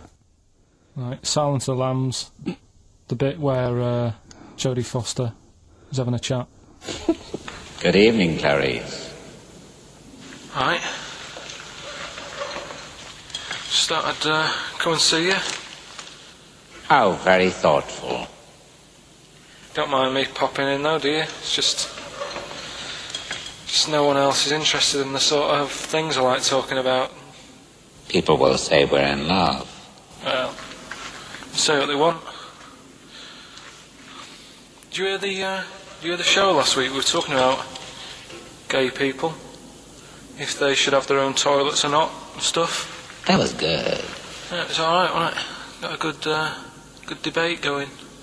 Enjoy doing the show. It's a favourite part of my week, really, just talking about weird stuff and that. Oh, Clarice, your problem is you need to get more fun out of life. I have a lot of fun in my life. You know, come and see you, and spend a lot of time on the internet looking up weird stuff. Reading something about a hairy Chinese kid. There's another thing. There's a fella who no arms and legs. He's known as a pillar man. Everything you need to find him is right there in those pages. Bizarre magazine. Yeah, I get this. The hairy Chinese kid, what annoys me is he could sort it out. He could just have a shave, couldn't he? Do you know what I mean? No, he covets. Does he? Well, use some like Emacs stuff. Yeah, don't be getting funny with me, just 'cause you're in a bit of a mood, right? You know you shouldn't eat people. Your eyes are bigger than your belly, I've always said that, so... See you later. Interesting. Atmospheric, moody, and the question is... okay, how about this? How many films have been made featuring the character Hannibal Lecter? How many films They have haven't been got made? time to phone in now, have they? No, they can email in, they'll have time. Do you care? I don't care. No, exactly. Ricky.gervais@xfm.co.uk if you can be bothered. If you're interested in what you want a $4.99 copy on VHS of Silence of the He's Lambs. dissing that as well, Karl. What do you think of that? Bit annoying, but that's it for this week. But remember what happened when... No, it's not. It's 9 minutes to 3. Don't How ruin can this. that... Tell him, Steve. No. After this How every can week. that be it? It's 9 minutes to 3. Songbird Oasis, right. Send Karl a little present. Send him some essential oils or something, or, I just know what I mean, a little lavender pillow, or just a little message. Send him a little message. Tell him it's all worth it. He's getting all grumpy, aren't you? I just get sick of it, that's all. It's not worth going through the stress for 30 quid every Saturday. You lying little... You'd get more than 30 quid. Oh, not much more. Anyway, Steve, who's the winner? The winner is Mike McNulty. He correctly answered the fact that there were 4 films featuring Hannibal Lecter. There's a downer now, isn't there? There's a downer. I think it was you, actually. I mean, I don't know, Karl. I'm not... It's not like I'm just trying to win myself a place on your team, but I actually felt that Ricky was really out of order this I week. gave him grapes. I thought Ricky Great. was discourteous, if that's a word. I thought he was rude, aggressive. unpleasant. As one person emailed in, a dickhead. So, someone also said you were fat and talentless. I don't like those emailers who do that sort of thing, but one of them said you were really, really annoying. Well, cheers for that, but you're still not on the they didn't team. like what you were wearing. So, back next week. What did you say? Cheers for that. Dirty Ground on XFM 104.9. I'm Ricky Gervais. With me, Steve Merchant, Karl Pilkington. We have got a great show lined up for you. Absolutely. Today it's just, Valentine's weekend, some love songs, Ooh. we've got some chat, and of course the competitions. I'll tell you what, I was walking here today, and the West End is crammed. There's helicopters, there's police, there's about 1 million people sort of just milling round, standing around with placards and stuff. I don't know what they're doing, but they've got too much time on that. They need a war. You don't read the newspapers, do you? Boring. And Sweet Child of Mine. On XFM 104.9. I enjoyed that. Yeah. That was good. It rocks. I hope the audience was playing it loud, like us. Yeah. Ricky Gervais, Steve Merchant, Karl Pilkington. Well, look at him yawning. How rude is that? Karl, what's wrong with you, man? Have you been up late? A little bit. Girlfriend was away, wasn't she, yesterday? Yeah, I always have a problem with that. I always have, because you don't go to bed, do you, early? Do you know what I mean? You sort of think, I just always find that thing that if, you know, you're used to living with someone, Yeah. one of you will go, let's go to bed, then you'll go, alright. But when you're on your own, you go, You just forget to go to bed. I just stay up. Okay, stop eating now, Karl. You've ate all the food. That's just the plate. All right. Okay. Yeah. No, I stayed up and watched, there was a thing on about Dracula, Right. What, Dracula? and I found a flaw in it. Go on. Not the fact that he's the living dead and No. and drinks blood to stay alive and he doesn't reflect. And he can in turn into a mirrors. bat. Well, And you can go on. the mirror thing, you can't look in mirrors, can he? Well, he can look in mirrors, but he can't see himself in a mirror. Yeah. That still doesn't work. Go Okay, on. go on. It doesn't work at all, Karl. It doesn't work. Go anyway. on. Well, Centre parting's always really neat. His centre parting's always really how neat. does he do it if he can't look in the mirror? Blood on the floor or something it was called. Rubbish. I love the flaw in the Dracula film is that his centre parting's too neat. How did he do it without a mirror? Oh. Was it a documentary about Dracula? No, Yeah, there was the real it's Dracula. The real called- Dracula. Yeah, the real Dracula, the It's true just a story. film. It had blood on the floor or something. It's called. Yeah. It's rubbish. From 1970. Yeah. Right, but you know- say that and watch that. You know there aren't Yeah, really that's right. vampires in that sense. Yeah. Yeah, but it still annoys you that his centre parting was too neat. Well, if you're going to do it, do you know what I mean? I'd like to see him with a fringe sort of pushed forward and maybe a hood up. All right, come to suck your blood and that. All right.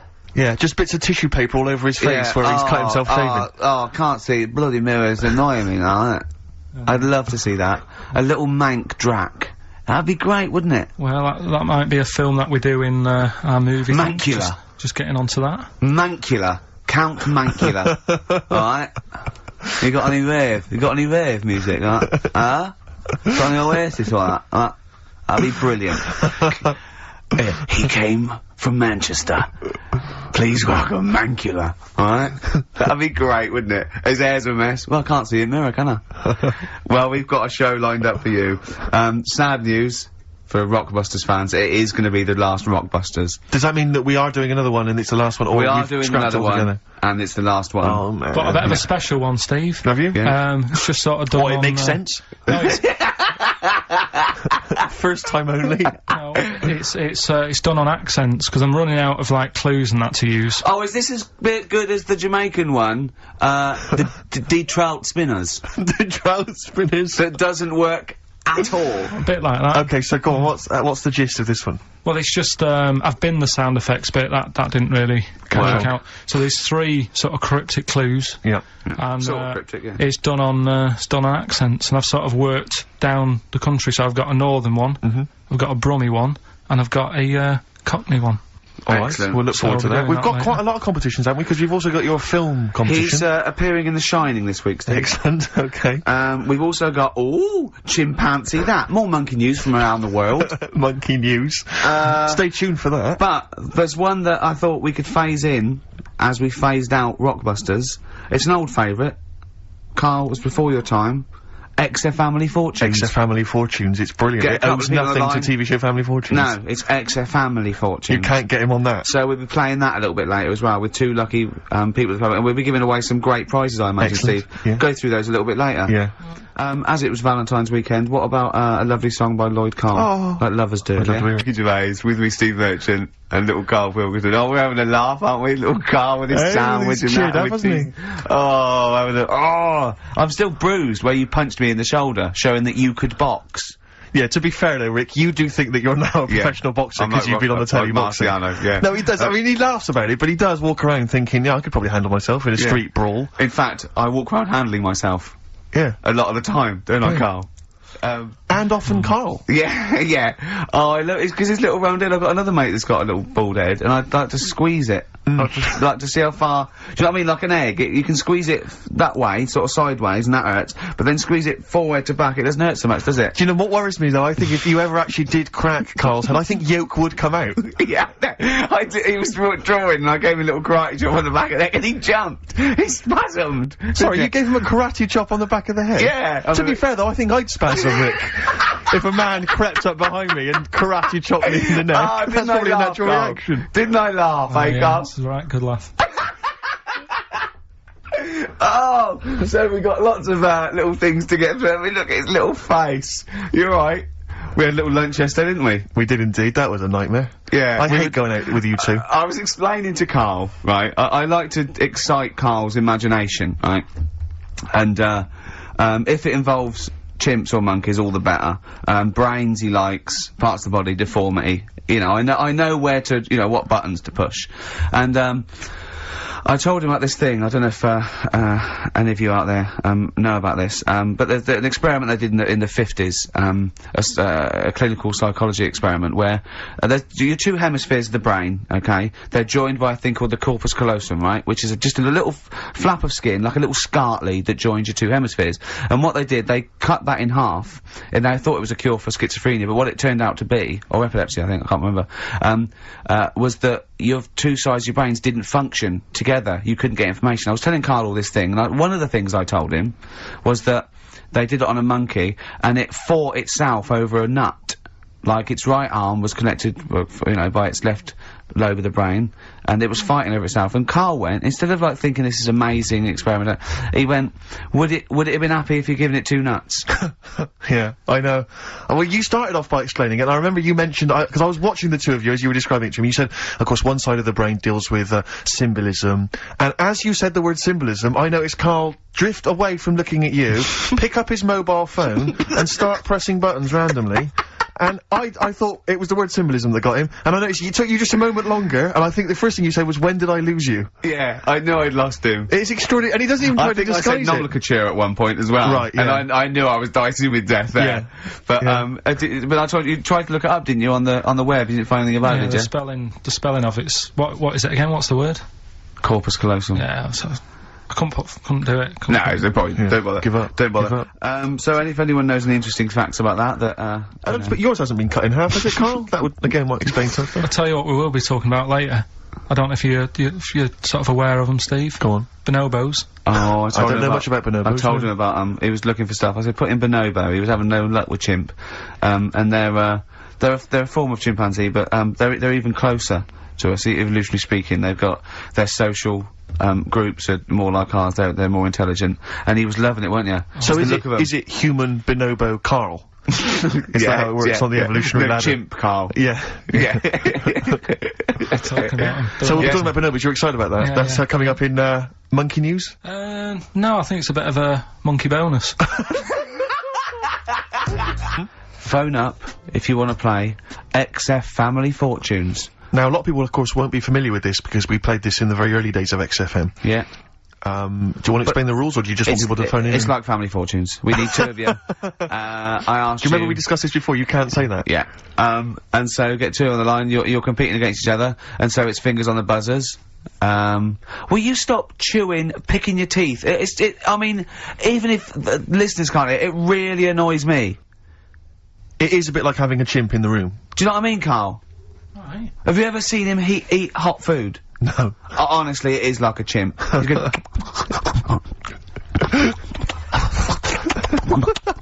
what are you doing? What? Just get... Oh, God. Or like the Cookie Monster. Yeah. Oh, God. I'm never annoying, Carl, so why are you? Do you know what I mean, Steve? You're so annoying. Have you been with him for trying to have lunch with Ricky? Yeah. It's the hardest thing possible. You wander around for hours. It's a combination. It used to be bad even before he was a celebrity because he has a tolerance level. It's extraordinary. I mean, he is irritated by a car honking its horn in the street. It's like, I can't believe it, let's go in here, I'm so angry. He gets annoyed by police sirens, by rain, wind, birds in the air, other people in the streets. They're the most annoying. Children particularly, whether they're in a school playground we happen to be walking past, whether they're on TV. It's just noise that isn't mine. Well, I know, but this is the thing, you are the most irritating man I've ever met, without a shadow of a doubt. I mean, you know that, Karl, don't you? I mean, noises he makes, it's extraordinary. I mean, I've been editing some behind-the-scenes footage we shot of, making the second series of The Office. It's extraordinary. I've had to cut sequences out involving Ricky because they'll just think he's a gibber, just think he's an idiot, like some kind of puppet that the rest of us are controlling, because he's shouting, he's whistling, he's honking, he's making noises, he's dancing around. It's extraordinary. And if you're out trying to find somewhere to eat with him, all these irritants, all these annoyances, and it's, oh, that music's too loud, I don't like that particular song, I'm not going in there, there's more than 8 people in that cafe, I'm not going in there. It's just extraordinary. I think we need a woman. I'm thinking of hiring a woman, like a PA, to just go out ahead of us, scout ahead of us, go in, you know, and she can just phone back and say... Oh, sexist. Oh. Or a guy. Oh, that's... Or a fella. Oh, sexist. Or a fella. Just to scout ahead. Oh, I'm thinking of hiring a woman, subservient role. We couldn't hire him. Oh, no. Oh, sexist. Well, that or a chance to meet a woman. Yeah. That I'm also paying. It's like paying for it. Exactly. Slightly more above board. Yeah. So, if you want to play Family Fortunes, call up. What's the number? 08700 800 1234. Yeah, it's just like Family Fortunes. 2 of you are competing for some great prizes. And, I go, something you know how it goes, and then I go buzz and play around board. It's not as high-tech as Family Fortunes. Yeah. On XFM 104.9, Ricky Gervais, Steve Merchant, Karl Pilkington, and 2 people on the line to play XF Family Fortunes. Brilliant. Hello. Steve first. Steve, hello. Steve first, hello, how you doing? You alright, mate? Where are you calling from? From my pub in Barnes. You got a pub? Yeah. In Barnes? Yeah. Are you posh? No. Oh. I suppose you're the local landlord, do they come in and sort of like go, good man, there's a shilling, get me some ale? They're all posh in Barnes, aren't they? Well, no, not all of them, actually. Does Nigel Havers come in your pub, because he lives there, doesn't he? Well, none of them do, actually. I know there's lots of them about, aren't there, in Barnes, but no, not You've banned them. You've banned them. Who's on the other line? It's, Jennifer. Jennifer, hello. Hello. Where are you calling from? I'm calling from Forest Hill. Forest Hill, that's Yeah. right south, and I don't go out of WC1. Oh, you should. Do you run a pub? Do I own a pub? No. Do you drink in one? Yes. That's just good. just from friendly chat there? Yeah, I There's think a thing between the brain that you were talking about before. Oh, yeah? I can't remember what it's called, but they did an experiment, and apparently the length of it determines whether you're straight or gay. Is that That's right? what I heard. Yeah. Well, so what? You could actually trim it if you fancied. It didn't go that far. Oh.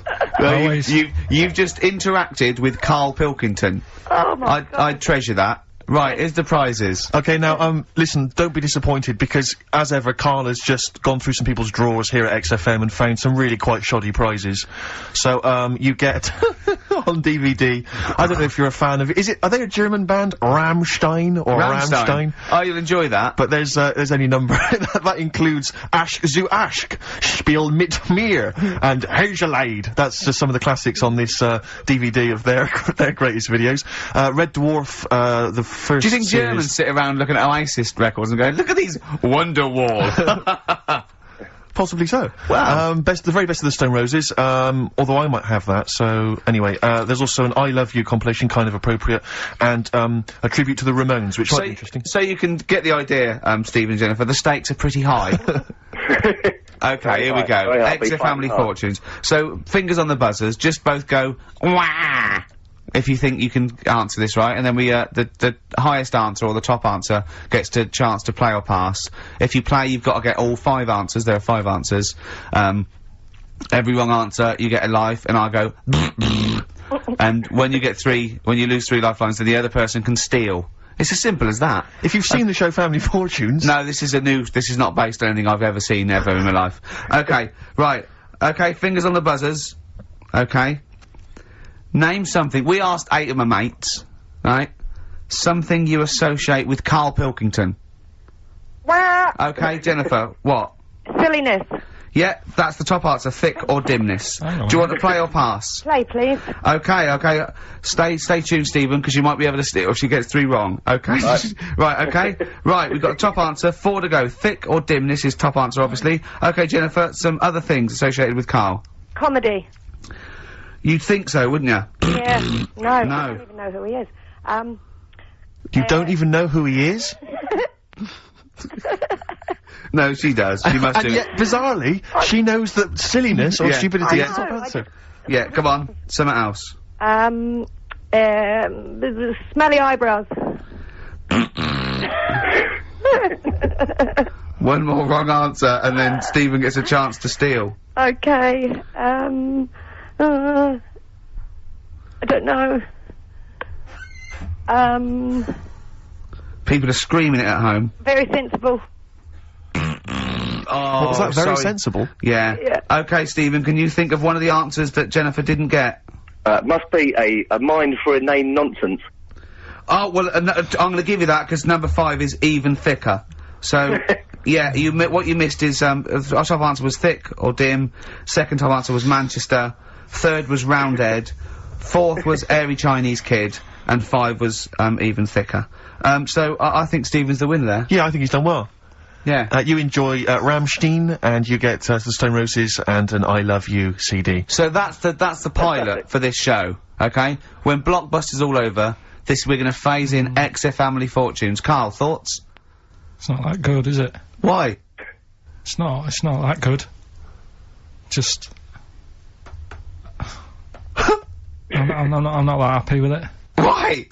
Why? Yeah. Oh, I'm just... What else? What? No. You're definitely right about that top answer. Well, thanks, right, so, Stephen wins all those prizes. Yeah. And Stay on the we'll- line and and we'll take your address. And we'll send something to Jennifer as well for even bothering to talk to Karl. So if you yawn again, or pick your teeth, or chew, Can I just, sometimes I get told off by Karl, he gets a little bit sulky if I slag off the prizes that he sources for each competition. This is from Rob in Croydon. He's a former winner of Rockbusters. Yeah. He said he didn't even know what the prizes were going to be when he entered. He won, and sure enough, for one night only, he was a hero. The following morning, it was just Rob again, and all I had to show for my triumph are 5 compilation CDs I'll never listen to. Yeah. And 2 DVDs I'll perhaps get £9 for on eBay. Please get some decent prizes. Ricky, you're BBC's golden child of comedy. What are you doing? How many of your listeners really are into Stephen Polyakoff's The Lost Prince? No one. That's how many. Now that is a winner. That's someone who's got a reason to like us and Karl, like you. I think he's got the same attitude as Steve when you give him something for free. Yeah. Yeah. Sorted you out with NERD tickets for last night. A lot of messing around, a lot of phoning round going on to get you them tickets. Yeah. Come in today. You enjoy the gig. Couldn't be bothered going, Karl. Typical.